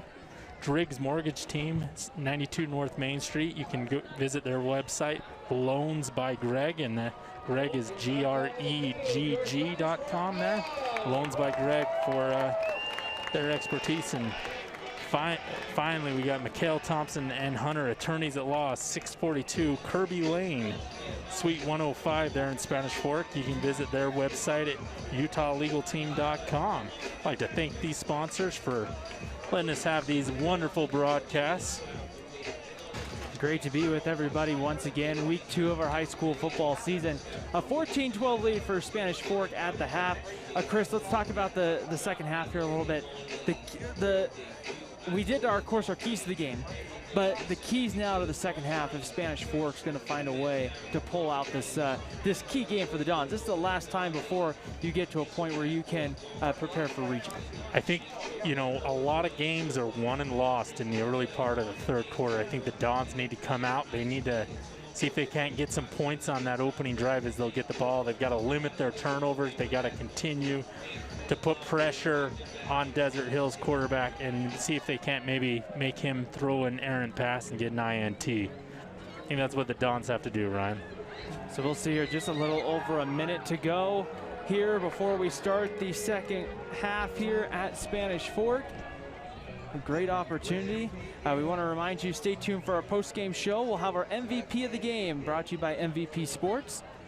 And we'll have an opportunity. I believe last week it was Morley Bennett that took home the MVP Sports MVP of the game. Well, if he keeps playing like he has so far, we might rename it the Morley Bennett MVP player of the game. In his honor, he's having a great season for the Dons. Yeah, we'll just take a look here as well. One of the big things here, that some of the rules, points of emphasis. We haven't seen this too much tonight, Chris, but these are kind of sportsmanship being number one, and that really goes at all levels. Intentional grounding, again, we haven't really seen that too much here tonight. We saw it a little bit in week 1 in both the Spanish Fork Maple Mountain games, and then really watching that ineligible lineman downfield. And I see Coach Smith down there getting the guys pumped up with the little Nil Diamond, Sweet Caroline. I mean, this song gets better every year. I didn't even know it existed until the Red Sox made it famous a few years ago, and it's an oldie but a goodie. It worked well for the Boston Red Sox, at least for this year. Maybe not the best season for the Boston Red Sox, but hey, it's a crazy year in baseball, right? Yeah, I love checking the standings, and you got teams like the Cardinals that are like, I don't know how they're going to catch up to the other teams in the win and loss column. They're so far behind. Kate Olson and McKay Peary will be back deep for Spanish Fork. Trevin Kidman, the senior kicker and punter, will kick it away. Kate Olson will go to your top of your screen. I believe McKay Peary will go to the bottom. No, reverse that. Peary to the top, Olson to the bottom. And they're going to start with a little onside kick, and it looks like coming away with it was Desert Hills. The Thunder go onside kick and recover it right off the bat. It will be Thunder football instead of Spanish Fork. Yeah, great job. The team sold it that it was going to go deep, and then Eric Olson runs the ball down for the Thunder, and they've got great field position, little trickery there. I say that's a great call by the Desert Hills coaching staff, and led by Mark Murdoch. We had kind of talked a little bit about that last week as something we might see Cedar Valley do, Chris, to start the third quarter. I wasn't really thinking about it tonight, though, from Desert Hills. 1st and 10 here. And once again, Connor Ashby gets the call on first down, breaks one tackle, and then he's brought down at the linebacker spot as a couple of Dons getting there, including number 1, Bo Murphy, getting there from the defensive back spot. They got about half of what they needed that time for Desert Hills, and yeah, the Dons might be a little shell-shocked after they thought they'd be on offense at this point in the ball game. 2nd down and 6 right here, early third quarter, opening drive of the third. Back to throw with some time. Pressure comes. They throw over the middle. That one incomplete. I believe they were trying to get it kind of over the middle to Bingham, but the pass just goes incomplete. Yeah, Bingham was wide open across the middle. Unfortunately, the ball went 5 yards to the east of where he was at. Big 3rd and 6 coming up here. 11:13 to go in the third quarter. 14-12, Spanish Fork on top of Desert Hills. In this 5A versus 4A matchup, taking a shot over the top, has a man wide open, but just maybe out of the fingertips there of number 18. That is Joshua Crandall, and Crandall was open there, Chris. That might have been 6 unless the ball just kind of carried. Yeah, Crandall still, even though that ball was a little overthrown, he should have came down with that, and Desert Hills would be in in the red zone at this point. Instead, it's 4th down, and they might not be able to capitalize on that well-executed onside kick. It'll be a 4th down and 6 coming up right here. They need a 1st down right here to convert. Back to throw. They throw the out route there. That one just high and incomplete. A good attempt there from Austin Turnbow to get there, but the throw was just high. A little high that time, and I think the Dons brought great pressure once again, kind of disrupted the timing of the play. And credit the defensive line and the linebackers for bringing the heat tonight. That's really kept the Desert Hills passing game off its efficiency. So it'll be 1st down and 10 coming up right here for Spanish Fork. 11:05 to go here in the 3rd quarter.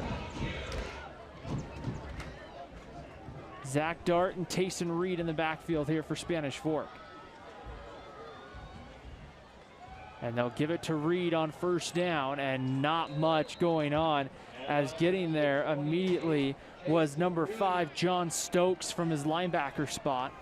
And he's able to find a way to bring down Tayson Reed for a 1-yard loss. Wow, and that was just a collision between Reed and Stokes that time as they just met at the line of scrimmage. If you're the Dons, you don't like that, you lose 2 yards. So bring up 2nd down and 11 right here. Dart again in shotgun with Reed to his right. 1 man in motion. Dart rolling out to the bottom of your screen. Pump fakes, and now just going to run out of bounds. Oh, does the smart thing. Nothing there, doesn't force it. Loses a couple of yards, but lives to play for 3rd down. And both teams' offenses are really struggling to start this 3rd quarter. And you really take a look at it, Chris, that's one of the changes that we saw, because Dart kind of in a similar play before the end of the 1st half threw that interception in the red zone, where on a ball where if you would have maybe just done that, it might have lived to play another down. Yeah, it might be 17-12. So 3rd down and 15. Spanish Fork here definitely in a passing situation. Dart pressure comes. They set up the screen. They get it out to Tayson Reed, and he's brought down. A nice job there, and they're going to say incomplete pass. Yeah, I thought Reed had it and fumbled, but apparently he was juggling it the whole time. So we'll bring out 4th down and 15, and Spanish Fork will punt on their opening possession of the 2nd half. Yeah, if you're a big fan of 3 and outs, this has been your 3rd quarter here. Both teams will go 3 and out. And now we'll see what Austin Turnbow back deep at his own 30. Austin Stevenson will stand back, well, at about his own 22-yard line. And Turnbow's dangerous, so I'd probably try and kick it away from him. And Stevenson will kick a line drive kick that Turnbow can run up to. Makes one, he makes a couple of men miss, and then runs right into a couple of Dons, including number 22, Ammon Anderson. And I believe that was Isaac Solis there. Yeah, and the Desert Hills gets great field position, just 5 yards from midfield, and once again, see if they can capitalize on good field position. They didn't do anything with that onside kick, but they're winning the field position battle in this half. The Thunder have had good field position for most of the ball game. They have, indeed. I mean, I'm trying to think back. There really hasn't been many drives they've started inside their own 20. Well, I can't even really remember one. Maybe on the opening kickoff, but here's a give up the middle, and that will be a couple of yards there on 1st down. And that was number 29, Ford. Zachary Ford, the sophomore running back. Ford's quick out there, little guy. Man, he's hard to get a hold of as how small he is. 2nd down and 7. Thunder pick up 3 on 1st down. Here's Ford again, this time going to the top of your screen, cuts it back up the middle. He's going to get another 2 or 3 yards to right around midfield. Yeah, great change of pace back here. Maybe use a little bit more speed if you're Desert Hills, but still critical 3rd down right at midfield. I guess just on the Spanish Fork 49. So right here, 3rd down and 4, 9:12 to go in the 3rd quarter. There's a pass that goes high and incomplete, trying to get it out to Bingham, Joshua Crandall, number 18. Yeah, and Perry with great coverage that time disrupts that pass, and Desert Hills will be forced to punt again. And this time, this is now in that area, Chris, where you have to be kind of careful for a fake, but I don't know with going with the onside kick if Mark Murdoch would really feel comfortable pulling that one out.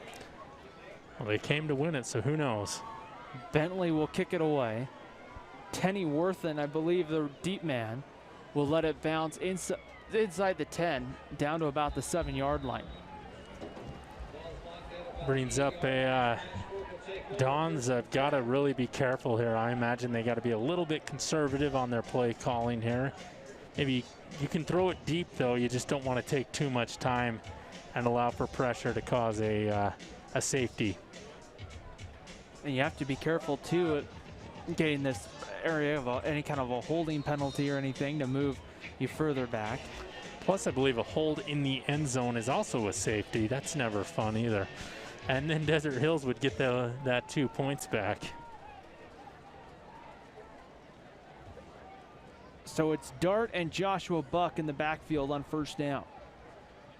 1st and 10 from their own 8-yard line.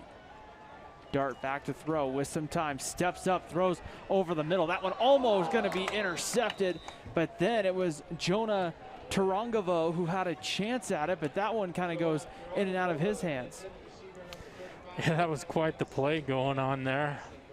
I guess Dart takes a chance that time, but nobody comes up with it, and the Dons survive for 2nd down. Be 2nd down and 10 coming up here for Spanish Fork. 3 wide receivers for the Dons, single back. This time they're going to run it with Joshua Buck. Look out. He's got some green. He's slowed down from behind, but gets the Dons out of their own end zone, gets out to across the 30-yard line. A big pickup there from Joshua Buck.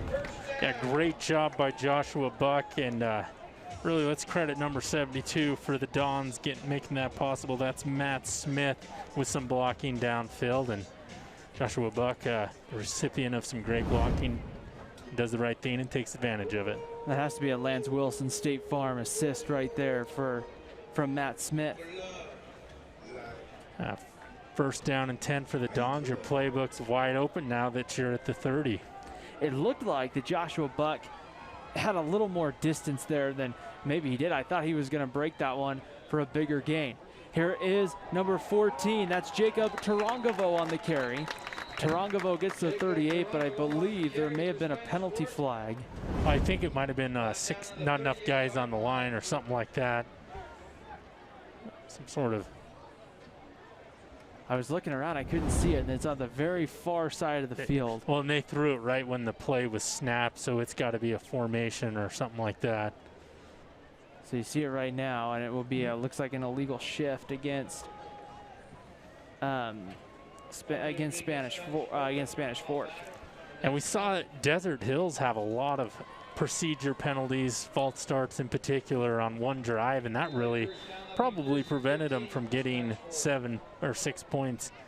So the Dons don't want to fall into that as they've got their Wildcat quarterback in there. 1st down and 10. Here's a give right up the middle. Not much there. That is back to Joshua Buck. Yeah, Buck had that huge run with, yeah, I was trying to say his name. I wrote it down. Hold on. 2nd down and 14 coming up. Yeah, with Tuaranavoa in at quarterback, they might want to just roll him out and allow him to throw in space. That's when he looks really comfortable. At least he did last week against Cedar Valley. 2nd down and 14, back to throw with some time. Tarangavo gets that one out to number 35, Jonah Tarangavo, and that will be, they'll get a little bit more back across the 30-yard line. Yeah, definitely, as they're saying on the PA system, brother to brother, and you got to love it. I don't know why, but anytime you got a left-handed quarterback, you hit that opposite spiral, it brings a smile to my face. Probably because, we'll be at Springville next week. Scott Mitchell, one of the greatest left-handed quarterbacks of all time. 3rd down and 8 coming up. That'll be a fun one next week for sure. 3rd and 8 coming up right here. Tarangovo back to throw, has a man out there. That's Cade Olson, who slips past the defender, but it goes out of bounds. Big first down for Spanish Fork right there. Yeah, Cade Olson balling out. He balled out last year as a sophomore as well, as he's able to come up with that ball downfield. And man, if just had another step to cut upfield, he might have gone for 6. So 1st down and 10, 6:36 to go here in the 3rd quarter. The 3rd quarter going pretty quick here so far. Cade Olson goes in motion across your screen. Tarangovo is going to keep it right up the middle. 1st down, cross the 50, and that's going to be pretty close. It won't be quite a 1st down. It'll be a 1st down carry, but it'll be about a yard short of a new 1st down for Spanish Fork. Yeah, and great blocking. There were 7 guys in the box right in there at the line of scrimmage, and the Dons able to throw a couple of blocks, and the quarterback draw gets him a huge gain on 1st down.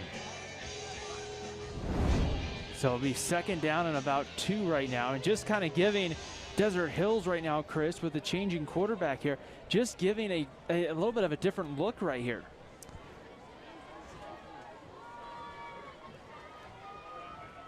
Jacob Tarangovo from shotgun. He'll again take a quarterback draw right up the middle. 1st down again here for Spanish Fork down to the 41. And we got Desert Hills guys slow to get up there. Just credit that Spanish Fork offensive line as they're grinding those guys, ensuring the ball carriers can pick up the necessary yards for the 1st down.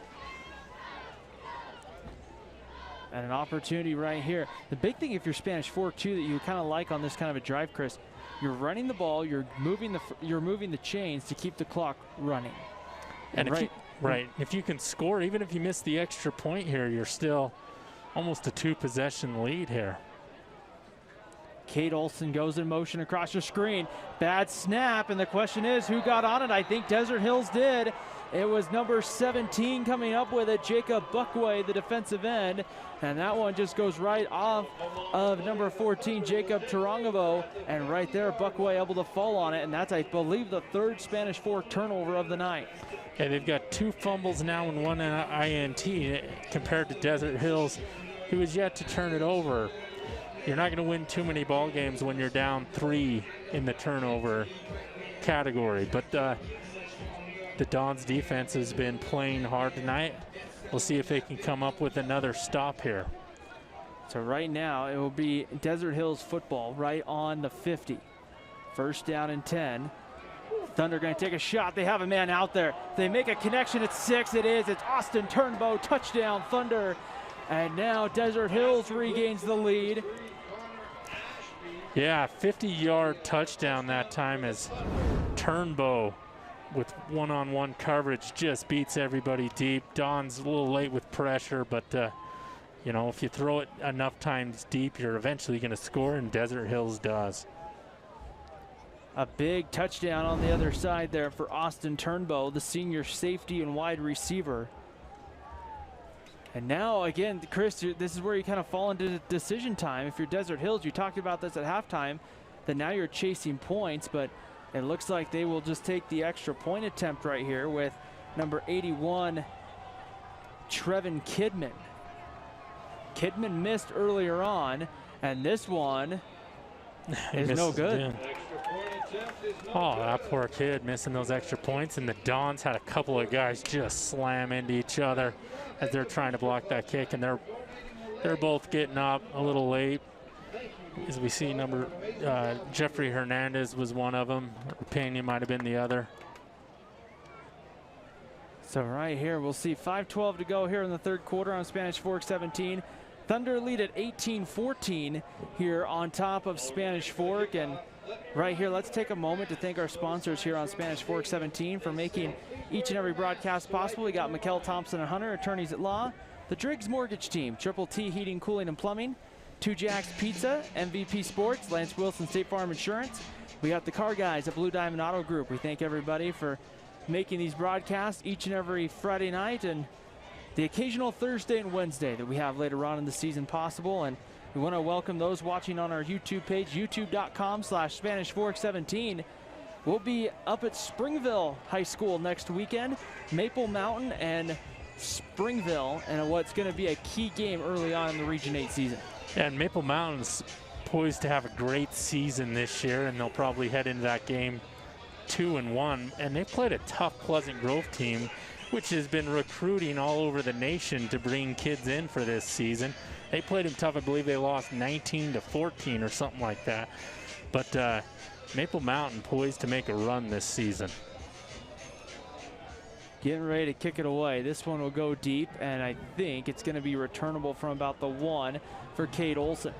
Olson across the 25, makes one man miss, and he's brought down around the 28-yard line right there. As getting there on the tackle, I believe, was Worley and Christian Boley for Desert Hills. That'll bring up a first down. Dons at the 29, trailing. This is their second time they've trailed in this ball game. Can they answer right back? First down and 10 coming up, ball on the 29-yard line. 18-14 lead right here. We'll see what Zach Dart and the Dons offense can do right here. 4 wide receivers ready to go. Imagine they'll probably take a shot on this down. Jonah Tarangavo goes in motion. Here's a give straight up the middle. And getting a couple of yards out to almost the 40-yard line right here. A nice pickup there on first down. And that's going to be probably about 7 or so on first down for the Dons. Yeah, Fulia with the carry there. Get some tough yards in between the tackles. And yeah, the Dons have done a great job of picking up yards in chunks. They just need to avoid those turnover killers and penalties as well. Second down and 2 coming up. 4:49 to go here in the third quarter. So we had a timeout here. Now they'll start the clock and everything. After a gain, they'll give them 8. Chris, have you ever been down to Desert Hills High School? No, I couldn't even tell you what city it is. I know the general. It's down in probably the Washington County, maybe Hurricane area. I don't know. It's down in St. George. And I think they're kind of the general region, kind of out, I think, towards the Bloomington Hills area. As Tarangavo is going to keep it on second and 2. He's going to get a first down across the 40 to the 43-yard line. That'll be a first down for Spanish Fork. Our Spanish Fork 17 crew has been at Desert Hills High School multiple times. Is that for the Sunshine Tournament? Down there, yeah, for different baseball tournaments and that in the spring. And it's kind of cool because they're their baseball field, is right next to the softball field, and they have a net that comes down, so any foul balls that go kind of where the fans are sitting, there's a nice little net that they sit on before they come in contact with you. Oh, nice. It's a beautiful baseball field down there at Desert Hills High School. Dart back to throw, taking a shot over the top. It's got Cade Olson out there, and in and out of the hands of Cade Olson. One-on-one coverage, I believe, by Dell. And Cade Olson just had that one right there. Chris just couldn't haul it in. Oh, and he's running full speed. That's a tough catch when you're running that fast, and he's very upset with himself. Great separation. If he could have hung on to that, that could have been 6. But instead, we got 2nd and 10, and such is life. Ashton Stevens, the corner in coverage, not John Dell, number 31, but 2nd down and 10 coming up right here. Dons are running guys in and out here, and Dart back in the game at quarterback. Here's a give straight up the middle on this play, and I don't know if he got tripped in the backfield there, but not much there. And that'll bring up 3rd and about 9. So if you're the Dons, you're probably looking to pass here. We'll see if Desert Hills decides to drop into coverage if they want to bring some pressure. They definitely have the advantage in this situation. Feluani on the carry there for Spanish Fork. 3rd down and 9 coming up. Big passing opportunity right here for the Dons. Looking to try to get to the Desert Hills 47-yard line for a fresh set of downs. Dart gets it out quickly. Cade Olson one-on-one is going to get the first down and more. And he'll get down to about the 40-yard line or so as they just run this quick kind of just up and out route right here. Yeah, it's a great job by Olsen holding on to the ball, getting upfield, getting that first down, and the Dons will move the sticks and have 4 more opportunities. We saw Cade Olsen do that so much last year in that slot receiver spot for the Dons. Yeah, the only issue was he had to miss a couple of games due to injury. Hopefully he can stay healthy this year. First down and 10, ball on the 40-yard line with 4 wide receivers. Here's a give up the middle. Not much going on right there on first down for number 45. That is Clay Filiani there on the carry. And they threw a flag at the point of the tackle, which leads me to believe 2 things, either contact to the head or some sort of personal foul penalty. So it's going to be, it looks like a face mask. A 5-yard variety. So bring up, it'll be second down, still in probably about 5 or so. Right, and that's just a face mask where they just grasp it. They don't necessarily, it's not vicious, they let go of it in a hurry. So Don's first down and 5 here. First down and 5, 2:27 to go, third quarter. 3 wide receivers. Here's Dart, gets it out of his hands quickly, in and out of the hands. Jace Gunter just started, it looks like, just to kind of run before he caught the pass there, and that will bring up a 2nd and 5. Yeah, Gunter has it in his hands and just can't hold on. And these receivers have got to help out their quarterback here, Zach Dart. It's awful tough when you're throwing it where you need to and your receiver can't hang on. 2nd down and 5 coming up for Spanish Fork. Late third quarter, Don's driving, trying to regain the lead. The last couple of times Desert Hills has responded, the Dons have as well. That will be a carry up the middle, breaking a couple tackles, still on his feet. Once again, number 45, Clay Filiani there. And that's going to be a Don's first down. Yeah, that was a huge run by Filiani as he's able to get that ball. And it looks like he's stopped there by a couple of guys, bounces off, keeps those legs moving, and the Dons are knocking on the door once again. And it'll be first down and 10 right here. Dons just outside the Driggs Mortgage Team red zone. 4 wide receivers right here. Now kind of almost like a pistol formation here for Dart. Here's a give right up the middle. Just a couple of yards here on first down for Clay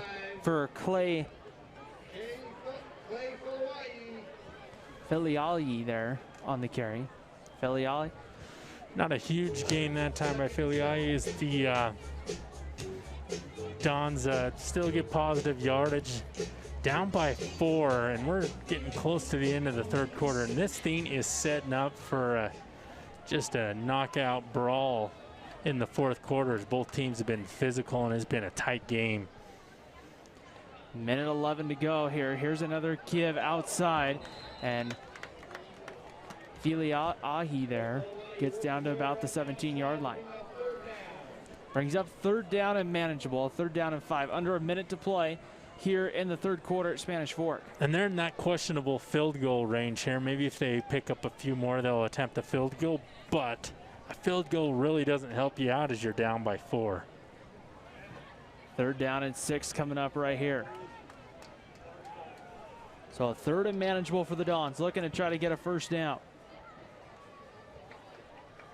Back to throw, Dart with some time, looking for the slant, and that one's in the chest and dropped, I believe, by Morley Bennett right there on the slant route, and that will bring up 4th down.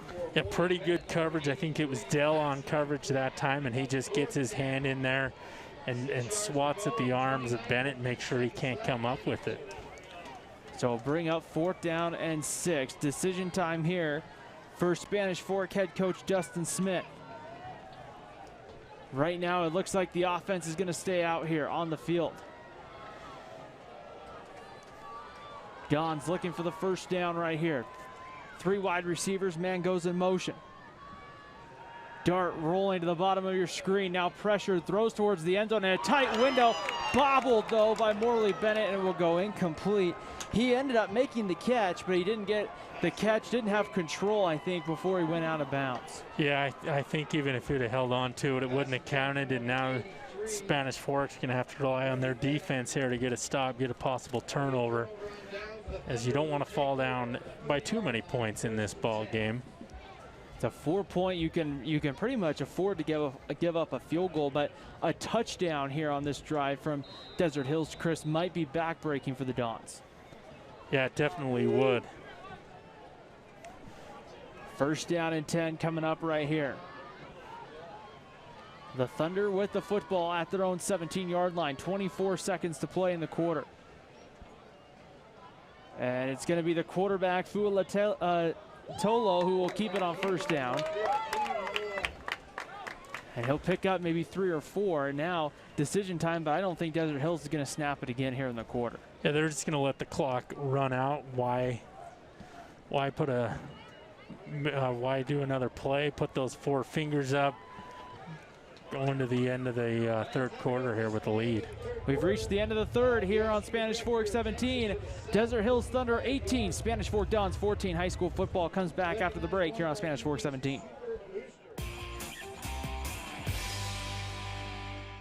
Nobody plans on getting in an accident, but if you do, you can rely on the expertise of Mike McKell to protect and fight for your rights. Specializing in personal injury law, Mike McKell is the attorney you need. Call McKell, Thompson, and Hunter, 801-798-9000. Well, it finally happened, Zachary. Somebody burned down my she shed. The she shed was struck by lightning. Zachary, is my she shed covered by State Farm? Your she shed's covered, Cheryl. Go with the one that's here to help life go right. State Farm. Call State Farm agent Lance Wilson today. I definitely recommend the Driggs team. They're amazing. Hi, I'm Greg with the Driggs Mortgage Team, where we believe there's no substitute for experience. Stop by our office today on Main Street and let us help you get into your brand new home. Hi, welcome to Two Jacks Pizza. For the best pizza you'll ever taste and our world-famous cheese sticks, come to Two Jacks Pizza on Main Street in Spanish Fork, or call us for a quick delivery. Are you hungry yet?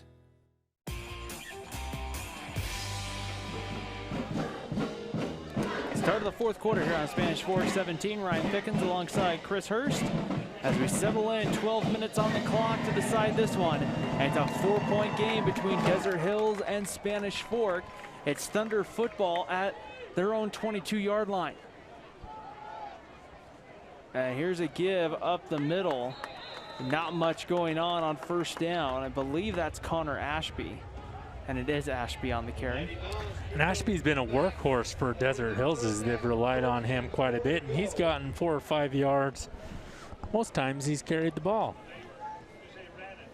So right here, it'll be 3rd down and 4 coming up. Big 3rd down and 4 right here. Looking to try to see if they can convert here and keep this drive going. Desert Hills takes the snap, drops back to throw with some time. Now some pressure. The quarterback takes off. Fualeatolo there comes up just short. Just short, and I thought he fumbled there for a second, but I must have saw somebody's foot or him reaching for the ball or something. But it looks like Desert Hills they're going to bring out their punt team. It looked like they were thinking about going for it, and we'll see how much of a riverboat gambler Mark Murdoch is as you mentioned, he's got a quarterback as a punter. Mark Murdoch, a Payson High School graduate, now the head coach here at Desert Hills.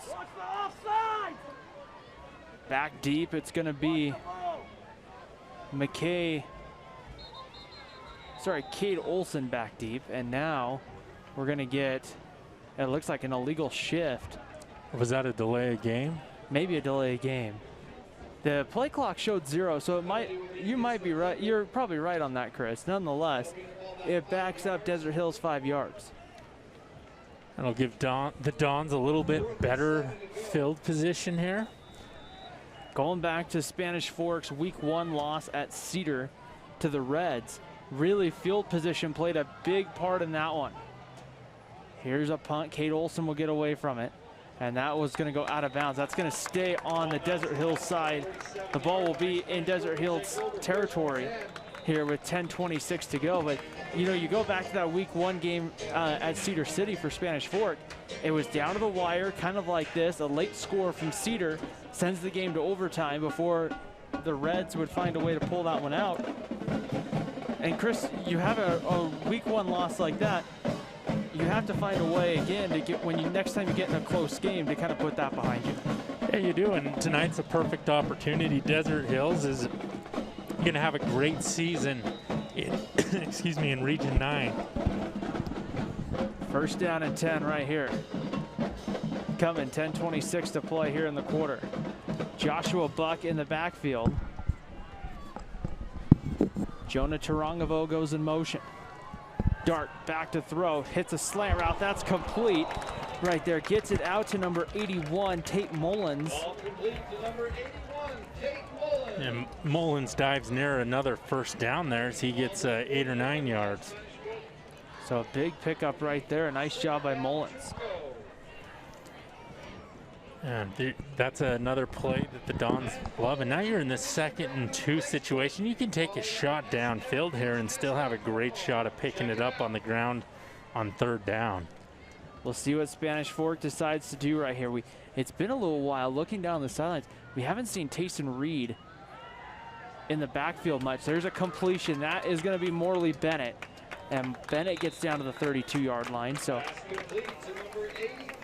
Yeah, Bennett with a little slant route that time, gets open, gets the first down. The Dons move the chains, and they're in business here.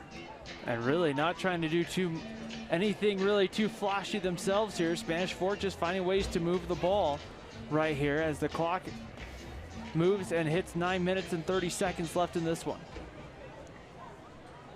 1st and 10, ball on the 32. Man goes in motion here for Spanish Fork, and here's a give up the middle. Joshua Buck on the carry. And Buck gets down to about the 27, 28-yard line. Joshua Buck giving them good carries and some good opportunities tonight running football. Yeah, definitely. As they've really gone with, 3 running backs tonight, the Dons, and Joshua Buck's definitely gotten his carries in. He's had a couple of big ones that he's broke. Reed's broke that opening play, so the Dons have had a lot of success on the ground and through the air. I think it's just been turnovers that have really stunted their point production. Dart at quarterback, ready to go. Fakes the slant. It's going to be Buck on the sweep, and right there in front of the official, Don's wanting, it looks like a face mask. There is a penalty flag that's down, so Spanish Fork might be moved closer to the goal line there following the penalty. Yeah, the question is it half a distance, or is it's going to be? It's a spot foul. I think it took place about the 24, so I think the Dons will get it about the 12, unless they move it 15. So I don't know. I don't really think they can at this point. I think Chris, you were right the first time. I think it was half the distance to the goal. But we'll see. The official will mark it off. Yeah, at the 12 there. So great opportunity for the Dons to come away with points. You don't necessarily need a touchdown if you can get a field goal and get a stop. I mean, 2 field goals can win this ball game. So if you're Dart, you don't have to force anything in the end zone on 3rd down if it comes to that.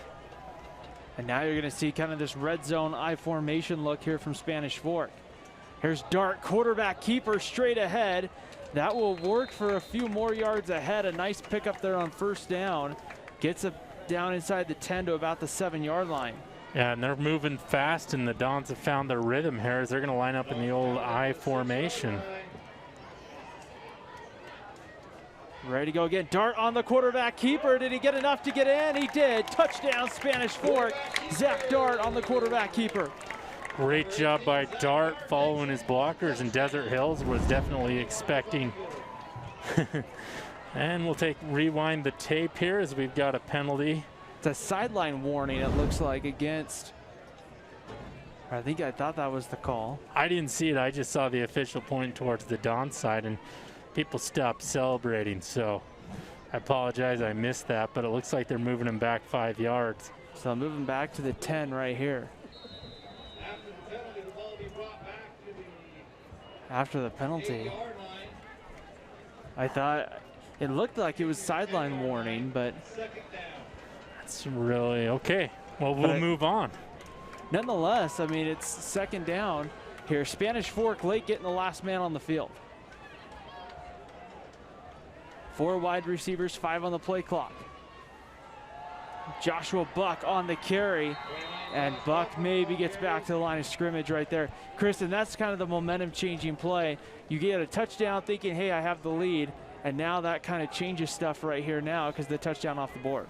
Yeah, and what you got to do is take back that momentum, force it, see if they can't find Bennett or Olsen in the end zone here and take the lead in the ball game. If not, that penalty that they had that moved them back is going to be huge. So it's 3rd down and 8. They can get a first down inside the 2, it looks like. 10 seconds on the play clock here for Zach Dart.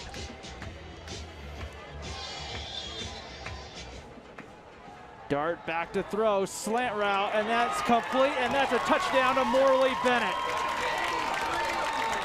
Yeah, nice little bubble screen that time by Bennett. He catches it, he gets into the end zone, and now he has 7 touchdowns on the season and 3 in the ball game. A nice job right there for Morley Bennett, a big-time score. And now the extra point, a chance to make it a 3-point game. So again, not a bad situation if you're Desert Hills, only make it a field goal game as Stevenson comes on for the extra point.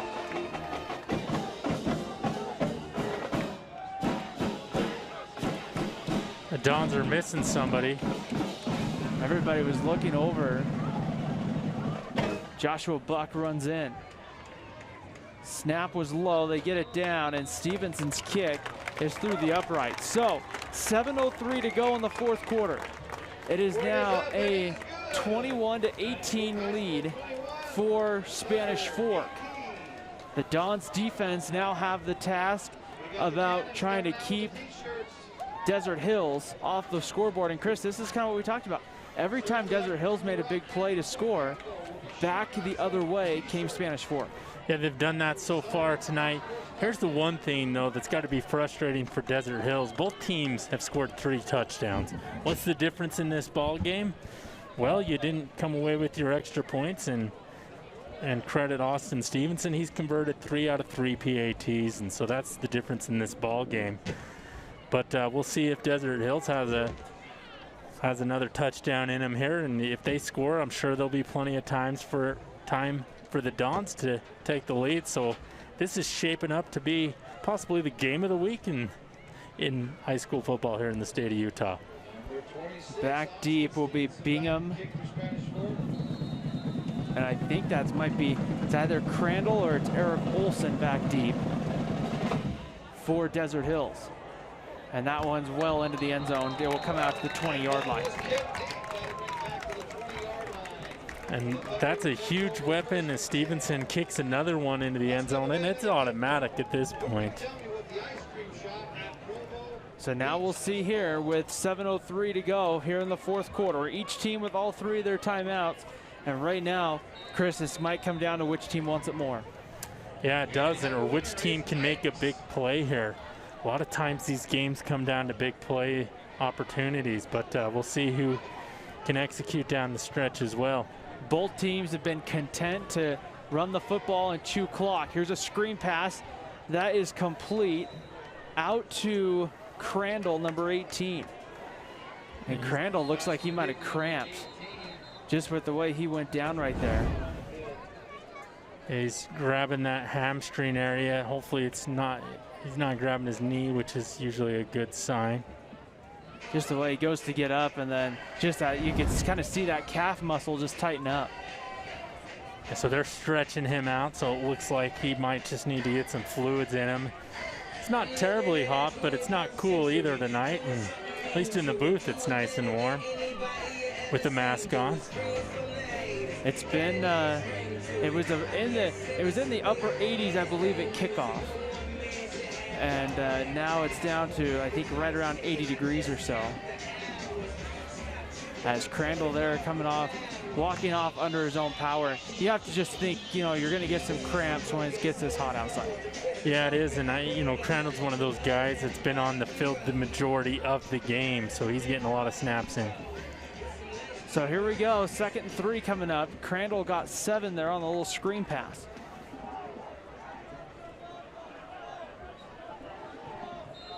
Desert Hills with the football. Clock will run there on the play, the ready to play. There's a receiver out there, and that one goes incomplete.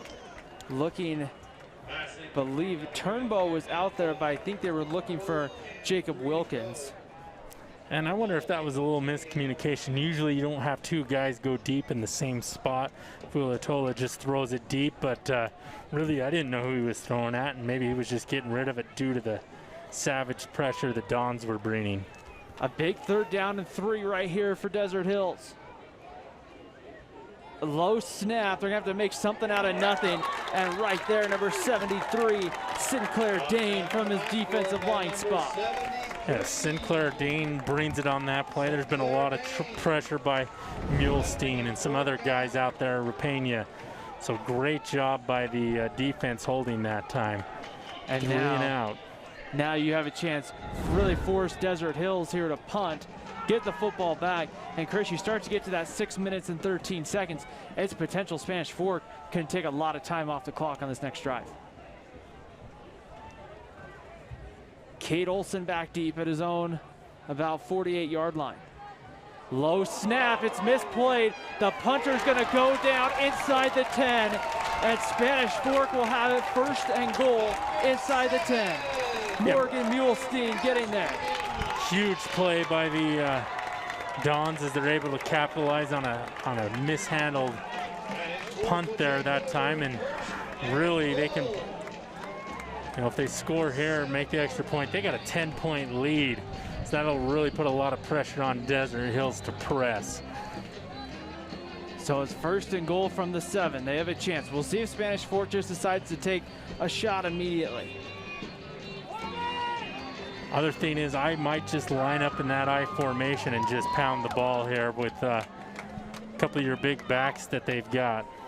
Joshua Buck is the deep back right here, and penalties fly, whistles blow, and we're gonna get timeout Spanish Fork.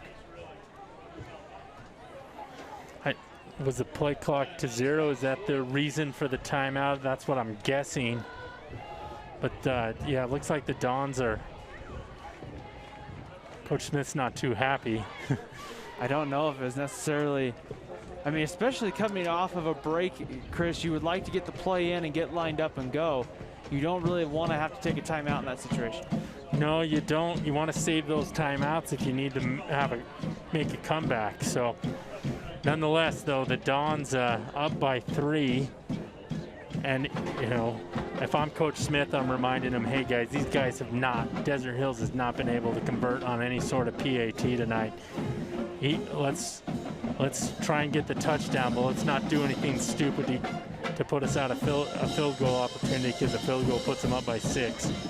We do have a final score to pass along to you from the local area. Maple Mountain beats Timpanogos 49-0. I'm guessing that game went really fast due to the 35-point mercy rule. I think it just ended just a few minutes ago. Here is Taragavo, who will go down back at about his own 15. They tried the bootleg, and Desert Hills was right there to kind of come up with the 1st down stop. I believe that was Wilkins with the sack that time, and that really pushes the Dons back to the edge at their field goal limits. And now it's 2nd down and 15 coming up. Still plenty of time for both teams in this ball game. Spanish Fork can really, though, put a lot of pressure on Desert Hills if they're able to score 6 here. I'd probably look for Bennett in this part of the field. He's already got 3 touchdown catches. When you take a look at it, a field goal for Spanish Fork would only make it a 6-point game. And that pass almost intercepted. That one was in the hands of the middle linebacker, Cy Nunley. That could have been, Nunley would have had green pasture in front of him. And Nunley, if he could have, maintained possession of that ball, could have turned upfield and definitely gave Desert Hills great field position or score. The tough part there on that play is it stops the clock here on 3rd down and 15. 3rd and 15, Dons, if they can pick up a few yards, can get themselves better in better field goal range as well. Ready to go right here, 8 on the play clock. Dart back to throw with some time. Pump fakes, now pulls it down, runs backwards, breaks a couple of tackles, has some green in front of him, picks up a block or two. Dart to the 5, to the end zone, touchdown Dons! Zach Dart in from 15 yards out, but ran more like 30. Dart was dead in the water in the backfield. He was getting hunted by those Thunder defenders. That makes a Houdini-like move to escape and gets into the end zone. Great 2nd, 3rd, and 4th effort by Dart on this play. Right there, as you see, and I mean that's a play, Chris. I was like you. I thought the Spanish Fork was going to lose about 12 yards, and all the blocking kind of worked out well right there for Zach Dart, who had the touchdown called back to a penalty earlier, now gets in. And Austin Stevenson a chance to add the extra point to make it a 10-point Spanish Fork lead. And the kick looks good from here, and it's through. And now with 4:56 to go in the 4th quarter, pressure is going to be on Spanish Fork, pressure's on Desert Hills here, Chris. They need really points fast. Yeah, they're 28-18's the score. Desert Hills has just 4 minutes, 56 seconds to go, so there's time for them to score, and we've already seen them get 1 onside kick. So if you're the Dons, keep bringing that pressure. Those linebackers and defensive linemen have done an excellent job tonight of putting pressure on Fulatelo. He's gonna remember coming to Spanish Fork, but maybe not for all the right reasons. So now 4:56 to go here in the 4th quarter. Desert Hills gets the football. They have all 3 of their timeouts. That's something to keep in mind. And they have the offense, Chris. They can score. The question's going to be is, can they score in a quick enough time span where they don't limit themselves with too little time at the end? Yeah, I think they can, but if you're the Dons, they've done a great job of bringing pressure. So we'll see if they see what Desert Hills dials up, but I imagine they're going to abandon the run a little bit and go all air. Here's the kick. It's going to go deep and into the end zone. It will not be returnable here for Desert Hills. So 28-18 lead for Spanish Fork on top of Desert Hills. You talk about, in the grand scheme of things, for Dustin Smith to be 2-0 at home, going into Region 8 play, 2-1 really overall. That's going to set a really good spot going in, I think, to Region 8 play. Yeah, it will, and you know, the big question mark is, will Provo field a team next week? They elected to cancel the game between Provo and Timpview. Timpview hasn't won a game this year. I believe Provo's 1-1. That sounds right. Not mistaken. Timpview's played a kind of a tough schedule, though, early on. Here's a screen pass set up. They get it out down the sideline. And that's, I believe, Austin Turnbow, the junior safety and wide receiver. And at some point, Desert Hills is going to have to take a shot. Those 5-6 yard pass plays isn't going to cut it for needing 2 scores. 2nd down and 6. There's a pass towards the sideline that was incomplete. That one again, I believe, looking for Turnbow. And if I'm the Dons here, I'm bringing a little pressure. I'm maybe bringing Mulestein off the edge a little bit and maybe followed by one of those linebackers. But looks like they've just got to, we'll see if they bring pressure again. Will be 3rd down and 5 coming up right here. Looking over the middle. That pass is going to be complete from Fulatelo, but it's going to be incomplete actually at the end of the day. Yeah, it looked like he had it, and then it kind of just dropped between his legs there, and he's not able to come up with it. And 4th down. I think they're going to have to put some, they're going to potentially put some time back on. It was an incomplete pass. But I don't see here what the official is saying. It's going to be 4th down. They're trying to signal to the. So they want to put 4:23 back on the clock right here. We got We got 4:23. We're good to go. 4th down. Desert Hills forced to go for it. Have to go for it deep in their own territory right here. Felatolo back to throw, completes that one. However, to Austin Turnbow out to the 35-yard line. That's going to be a 1st down coming up for Desert Hills. And Turnbow's money with those hands as he gets open and picks up the 1st down, but not much more. 1st down running play straight up the middle. And that is Connor Ashby. And now that clock, Chris, approaching 4 minutes here in the 4th quarter. And you have to look at it, you're at about your own 41-yard line. Desert Hills now taking a shot deep into double coverage, and that one's going to be incomplete. Right there, looking just to make sure there's no flags. McKay Peary on the coverage. Brad Stevens coming over the top as the help. Yeah, good coverage that time by Peary as Desert Hills is going with lightning speed. I don't know if I can use that pun or not, but they've picked up the pace, and it's already 3rd down. 3rd down and 5 coming up. They need the 45 for a fresh set of downs. Here's a give straight up the middle. That's Ashby. That should be enough for the 1st down to about the 46-yard line. So big pickup there for Desert Hills on 3rd down. They've converted on a 4th down as well. And those chains will move as we're getting under almost 3:40 here. Here's a give up the middle on 1st down. This time it's not Ashby. That is going to be. Is that Ford? Yeah, that's Ford. And once again, after the play, Chris lined up. They're ready to kind of get going. The running plays, though, taking some precious time off the clock. 3:21 to go, 4th quarter. Back to throw. Some pressure comes, and going down and being sacked right there is Noah Tolo there on the sack, and that's going to bring up a big 3rd down and really long right here. Yeah, Mulestein, the lawn defensive end, gets there, and so does the defensive tackle Solis. So now it's 3rd down and long, 3rd and 13. They have to take a shot here, looking for something over towards the marker. That's incomplete, but a penalty flag comes in, and this is either going to be pass interference or a hold. I'm guessing it's pass interference, and it's probably going to be a 1st down here for Desert Hills. So everybody's kind of leaning that direction, but scrappy drive here by Desert Hills as they've gone quick, they've gone fast, but we'll see if they can get some points on it. It's going to be a 1st down, so it is going to be a pass interference penalty against Spanish Fork. That moves the ball to the Dons' 40-yard line. And Desert Hills, with having all 3 timeouts, gives them a little more options here. But you have to think probably, Chris, they need to look at scoring probably in somewhere in the next 50 seconds, I should say. Here they're taking a shot over the top, one-on-one coverage, incomplete. Yeah, 2:47. If you can score here in the next minute or so, then lines you up for an onside kick opportunity. The one thing you want to do is try and save some timeouts for Desert Hills.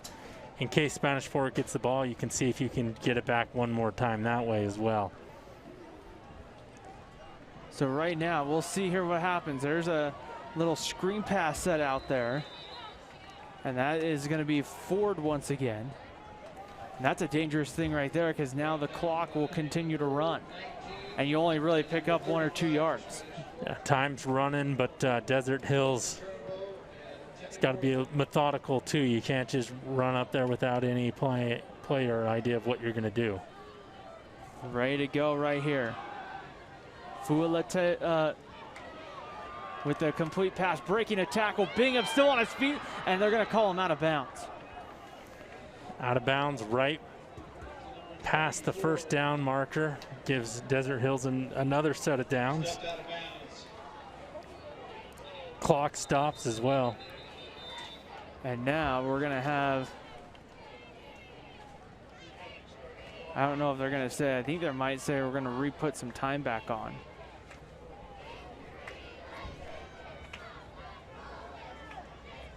I think they want 2:12. 2:10. So 2:10 on the clock right there. So 1st down and 10, ball on the 27-yard line. 2 minutes and 10 seconds to go here in the 4th quarter. Fualetolo there goes to the end zone, throws a great ball. There's a penalty flag that comes in, and Chris trying to get it out there to Brighton Bingham, but there with the penalty flags, you have to think again, this is probably a hold or pass interference. Yeah, definitely, and Fualetolo took another shot. He's going to fill that tomorrow morning. But nonetheless, it looks like we'll have pass interference, and Desert Hills will move the ball again via a penalty. So right now with 2:03 to go, and they're still waiting to kind of, it is against Spanish Fork. So it will be a first down as well. They'll move it here. I think it's going to be half a distance to about the 14. Oh, sorry, the 13-yard line, Chris. I was close. Good enough. They'll start at the 13. First and 10 right here. 4 wide receivers, single back set for Desert Hills. Back to throw with some time. Slant route in and out of the hands of the intended wide receiver, which I believe was Turnbow. Yeah, that's the old Morley Bennett play that Desert Hills was running there, and Bennett scored a couple of times on that this season. Desert Hills unsuccessful that time. Now Desert Hills being in field goal range, Chris, they don't technically need a touchdown here. Here's a give straight up the middle. That's Ashby breaking a couple tackles. He gets down inside the 10. They could take the 3 if they got in a field goal situation, and then turn around, Chris, go for the onside kick and try to get the touchdown. Yeah, definitely, but they've really struggled with kicking, so I imagine they'll prefer going for 7 or 6. Ashby with the carry, looking for the corner. He is in. Touchdown, touchdown Desert Hills. Touchdown number 3, Connor Ashby gets in for the touchdown. A big score right there, and that cuts it now down to 28-24 with 1:34 to play in the fourth quarter. Yeah, and Ashby gets around the corner, and we've seen him get that corner a couple times, but he was just so close to the end zone that he was able to get himself in there, and they'll line up for 2. They're going to go for 2 instead of the extra point. They've struggled with extra points tonight, so we'll see here what Desert Hills decides to do. There's a little, again, the slant route. Penalty flag comes in again. Turnbow, and this looks like it's going to be, the early indication would be, Chris, that this again against Spanish Fork. Yeah, it looks like in the area of pass interference, Desert Hills will most likely get another opportunity, this time from about the 1.5.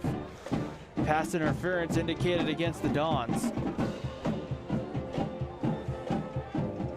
And so now, yeah, they'll move it, I'm assuming, half the distance to the 1. Now, there's a lot that Desert Hills can do here. Really, Chris, the only thing that the 2-point conversion does for you is allow a field goal to win the game. Here's a give up the middle. Getting in for the 2-point conversion is Connor Ashby, and it's a 28-26 lead for Spanish Fork with 1:34, and Desert Hills has all 3 of their timeouts. So regardless of what happens here, Chris, with the onside kick, the fact that Desert Hills has all 3 of their timeouts, they could still get the ball back regardless of what happens to the onside kick. They can get the ball back, and what's going to be key to this game here, if the Dons want to win this thing, they need to get this onside kick. Now Desert Hills kicked an onside kick to start the third quarter, and they recovered it. That was maybe a little bit of a situation where Spanish Fork may not have been expecting the onside kick. Now everybody in the place here pretty much knows Desert Hills is going to go for the onside kick. Yeah, and Eric Olson for Desert Hills got that first one, and they've got a lot of lean athletes that are fast. So you're going to have to make sure you secure that ball, and we'll see Desert Hills kicker there. Number 81, forgetting his name, Kidman, kicked a perfect onside kick the first time. Let's see if he can duplicate that. Also 51. If you're a helmet guy, he's 51. If you're a jersey guy, he's 81. So we'll see here what Kidman does here. It's the onside kick might be the hardest kick to do as a kicker because you have to get everything just right. Here's the onside kick ready to go here for Desert Hills. They're going to just do the high pooch kick, try to run it down, but they kicked it out of bounds, I believe. Oh, that's about the worst thing you can do. Kicking it out of bounds does no good, doesn't give your team any opportunity. You'd rather just have somebody just, you know, give your team a chance. And the other thing is, by kicking it up in the air like that, if it is in play, you can call a fair catch, and then the defenders can't hit you. If you get a little bounce off the ground and get it in the air, then it's anything goes pretty much at that point. Well, that's the thing with bouncing it too, Chris. If you get some like knuckleball kind of action on it, it can be hard as even a receiver with good hands to be able to field that cleanly. Exactly. First down and 10 for Spanish Fork. Ball at the 48-yard line. The minute that ball goes, the player goes down, Mark Murdoch will start calling for those timeouts. I formation set. Dart gives it straight up the middle, and Joshua Buck on first down gets about a yard, and then timeout Desert Hills. So 4 seconds off the clock. 4 seconds off the clock, but you're forcing Desert Hills to use that timeout. You get a yard. Maybe you can break this next one if you're the Dons, but I imagine the next couple of plays will be pretty predictable with somebody from the Dons running it up the middle out of the I formation. Unless they go crazy, go play action, who knows? It's 2020, YOLO.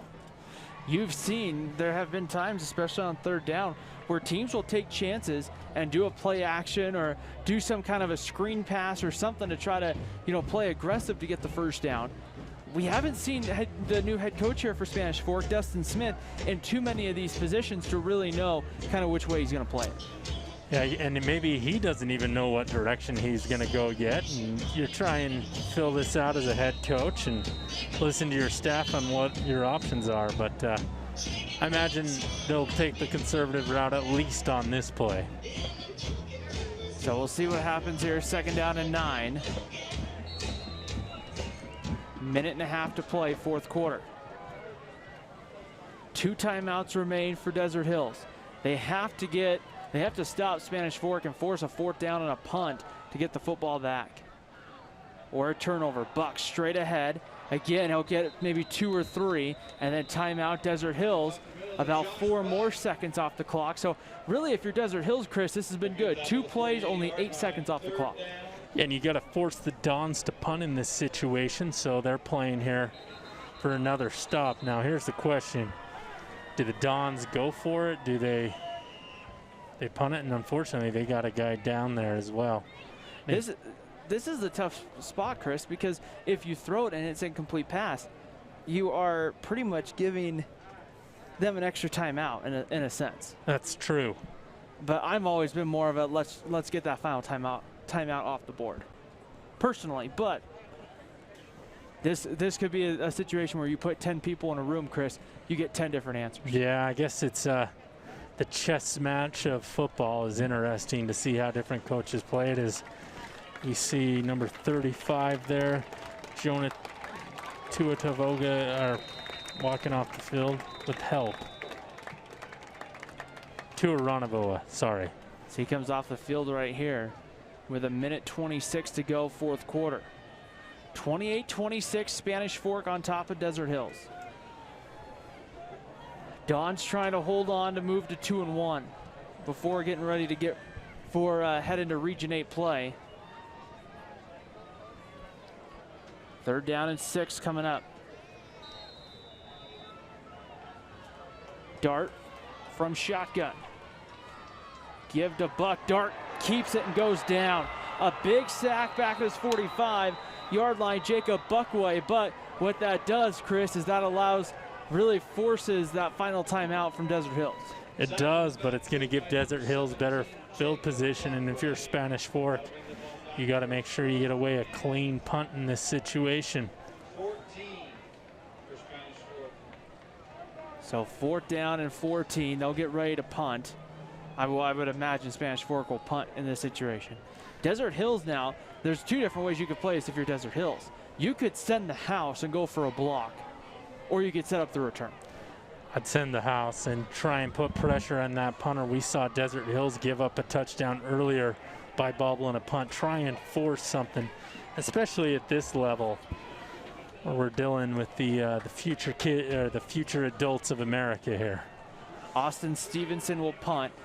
The Thunder have 2 players back deep. No real indication that they're going to send the house. It looks like more they're going to play a return, but we'll wait and see.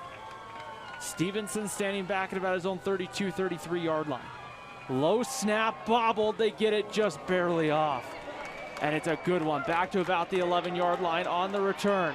Looking to try to get outside. He has a little bit of some green. Will get across the 20, maybe out across the 30-yard line by the end of the day. Trying to see who that was on the return. Was that Turnbow or was that number 7? It was probably, I would imagine Turnbow. But nonetheless, right here, 1:06, no timeouts, Chris. Desert Hills has to do what? First downs and get out of bounds. First downs, get out of bounds. If you go across the middle, get up to the line, spike that ball, but they can go lightning fast as we saw in that last drive. 28-26, a field goal would give Desert Hills the lead, potentially winning the game. Spanish Fork looking for a defensive stop. Back to throw, they set up the screen, watch the double pass. Turnbow thought about throwing it, and he's pulled down from behind. Bo Murphy, number 1, gets there to pull down Austin Turnbow before he can throw it. Yeah, great job by Murphy putting pressure on there, and great job by the secondary making sure nobody was open for Turnbow to throw it to. 44 seconds, clock running. Desert Hills needs to do something just to get down the field. Running towards the sideline, that's gonna be about 3 yards, gets out of bounds, but Chris, just not much going on there on that first down play, and a lot of time off the clock, down to 38 seconds and a 3rd and long. Yeah, Fualatola had to run clear across the field and then got aided out of bounds by Rapena. So that might take a little bit out of his gas tank as well. 38.4 seconds on the game clock here.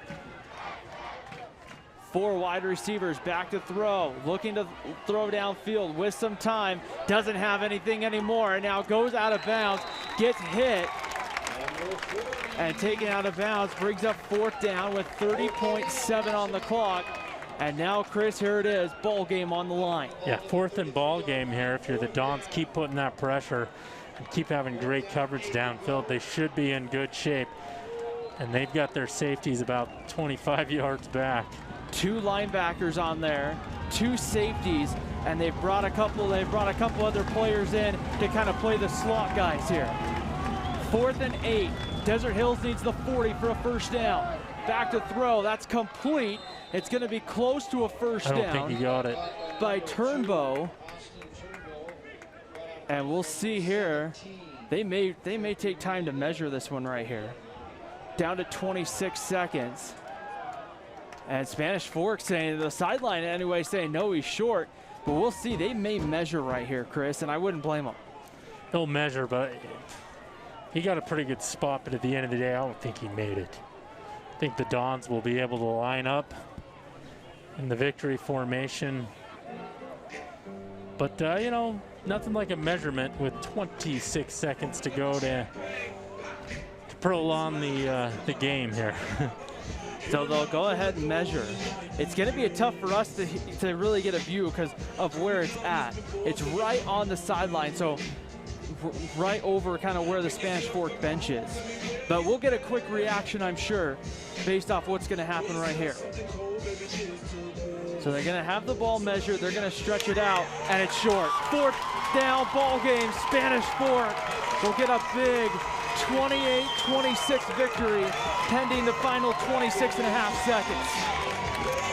And this will be a huge victory for the Dons unless something miraculous happens here at the end of this game. But Desert Hills has played well. Spanish Fork played just a little bit better, had some turnover issues to clean up, but this is a big win for Coach Smith and the Dons. And right there, you know, it would have been interesting to see exactly how short or how close he was. But now Zach Dart can just take a knee.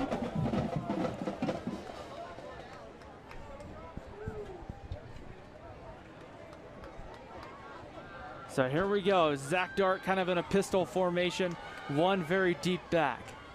Dart turns, takes a knee, and they don't have to snap it again. Spanish Fork will get a 28-26 victory over Desert Hills. The Dons will improve to 2-1 and head into Region 8 play.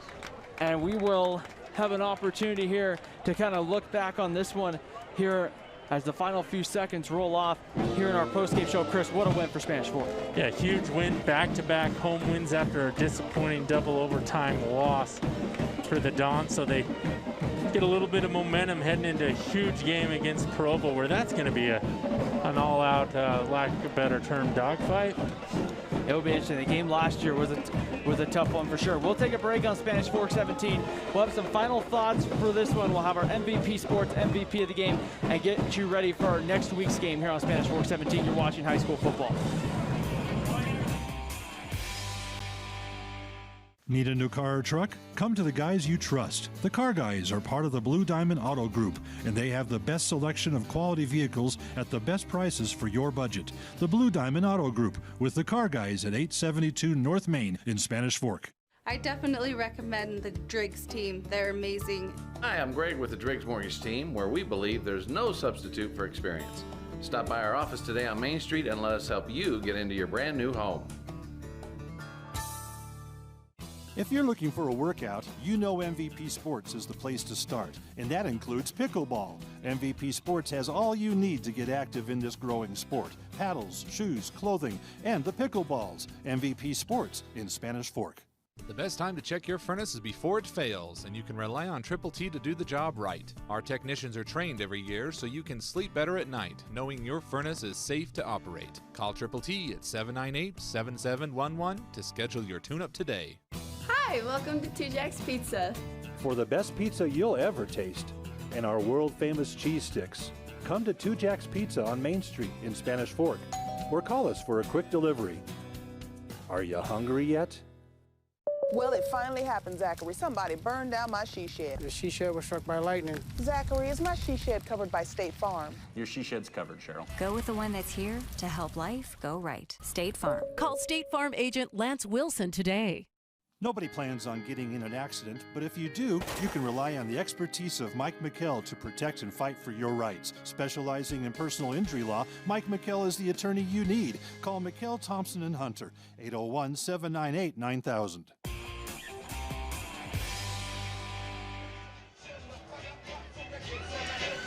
All right, we're back, Ryan. Back here at Spanish Fork, a 28-26 win for the Dons over the Desert Hills Thunder. Ryan Pickens alongside Chris Hurst. And Chris, it was one of those games where every time Desert Hills made a play, you have to say Spanish Fork found a way to respond. They definitely did find a way as they're out there jumping on the field, celebrating a well-deserved victory. Yeah, great job by Spanish Fork responding not once, not twice, but thrice, I believe is the term. Yeah, and it was just interesting to see because every time they found a way to really just kind of get going. You thought kind of, okay, here's a moment in the game where it's going to go back and forth. Either Desert Hills is going to really take momentum or Spanish Fork's going to find a way to respond. And you saw, I felt like some leadership tonight from some of these Dons to have a way to just kind of make a play happen. Yeah, it did, and they did it despite losing the turnover battle by 3. They did it against a Desert Hills team that has a potent pass attack, and their defense did an amazing job of getting pressure tonight, and the offense looked a little bit more improved this week over last week. So I think the Dons have a lot to look forward to this season as they're 2-1. It'll be interesting just to kind of see what Spanish Fork, how the Dons kind of find a way to just kind of get going here and kind of build on this one. Heading now into Region 8 play, you have a chance, a potential game with Provo next week. So have to kind of wait to see kind of how that all shapes out throughout the week. But now you have a chance to be 2-1, Chris, heading into region. Yeah, you do, and you know, this win, even though it's against the lower division, I imagine Desert Hills is going to have a positive win record. They went 5-5 last year, but I imagine they'll have a winning record. So this will be a good win on the RPI. It'll be interesting to take a look. Our MVP Sports MVP of the game, Chris, we were in a position last week where we kind of had multiple ways we could go. Kind of the same way this week. Last week we went with Morley Bennett, who had a big game. He had another big game. Tonight, though, we turn around and go to Zach Dart. 3 touchdowns through the air and a big rushing touchdown. He had 1-2 called back. Yeah, he did, and that last rushing touchdown he had to really seal this ball game was huge as he started out at the 15, rolled back and had to fight his way into the end zone with some great blocks downfield. And that's why he is our MVP Sports MVP player of the game. And that's the kind of stuff you want to see from Zach Dart as a junior quarterback, having an opportunity to kind of grow and develop, Chris, could really set Spanish Fork up, not just for just a good season this year, but also a special season in a year from now. Let's talk our matchup next week. Maple Mountain and Springville. This is going to be an interesting one. It's the first game of Region 8 play. You have Maple Mountain, who I don't want to say is the kind of the new team on the block. Brad Burtonshaw and the Golden Eagles have put together a great team this year with Tyler Nelson and Kyson Hall and a few other receivers. You turn around on the other side, though, and you match them up against Springville, who runs a very I-formation, run-heavy offense. And you kind of say, let's play two different styles of football, and which style is going to win? Yeah, and it should, and Springville's usually at the upper hand. The other thing is, I imagine that game is going to be loud and intense with a lot of student involvement, because at the end of the day, if I remember right, Springville doesn't like Maple Mountain, and Maple Mountain has the same sentiment. It will be a fun one for sure. That's coming up next Friday night. It will be a 7 p.m. kickoff from Springville High School. It should be a fun one. We're looking forward to it here on Spanish Fork 17. We had a fun one tonight. Spanish Fork defeats Desert Hills 28-26. For my partner Chris Hurst and our entire Spanish Fork Community Network sports team, I'm Ryan Pickens saying so long tonight from Spanish Fork. The Dons come out on top, 28-26.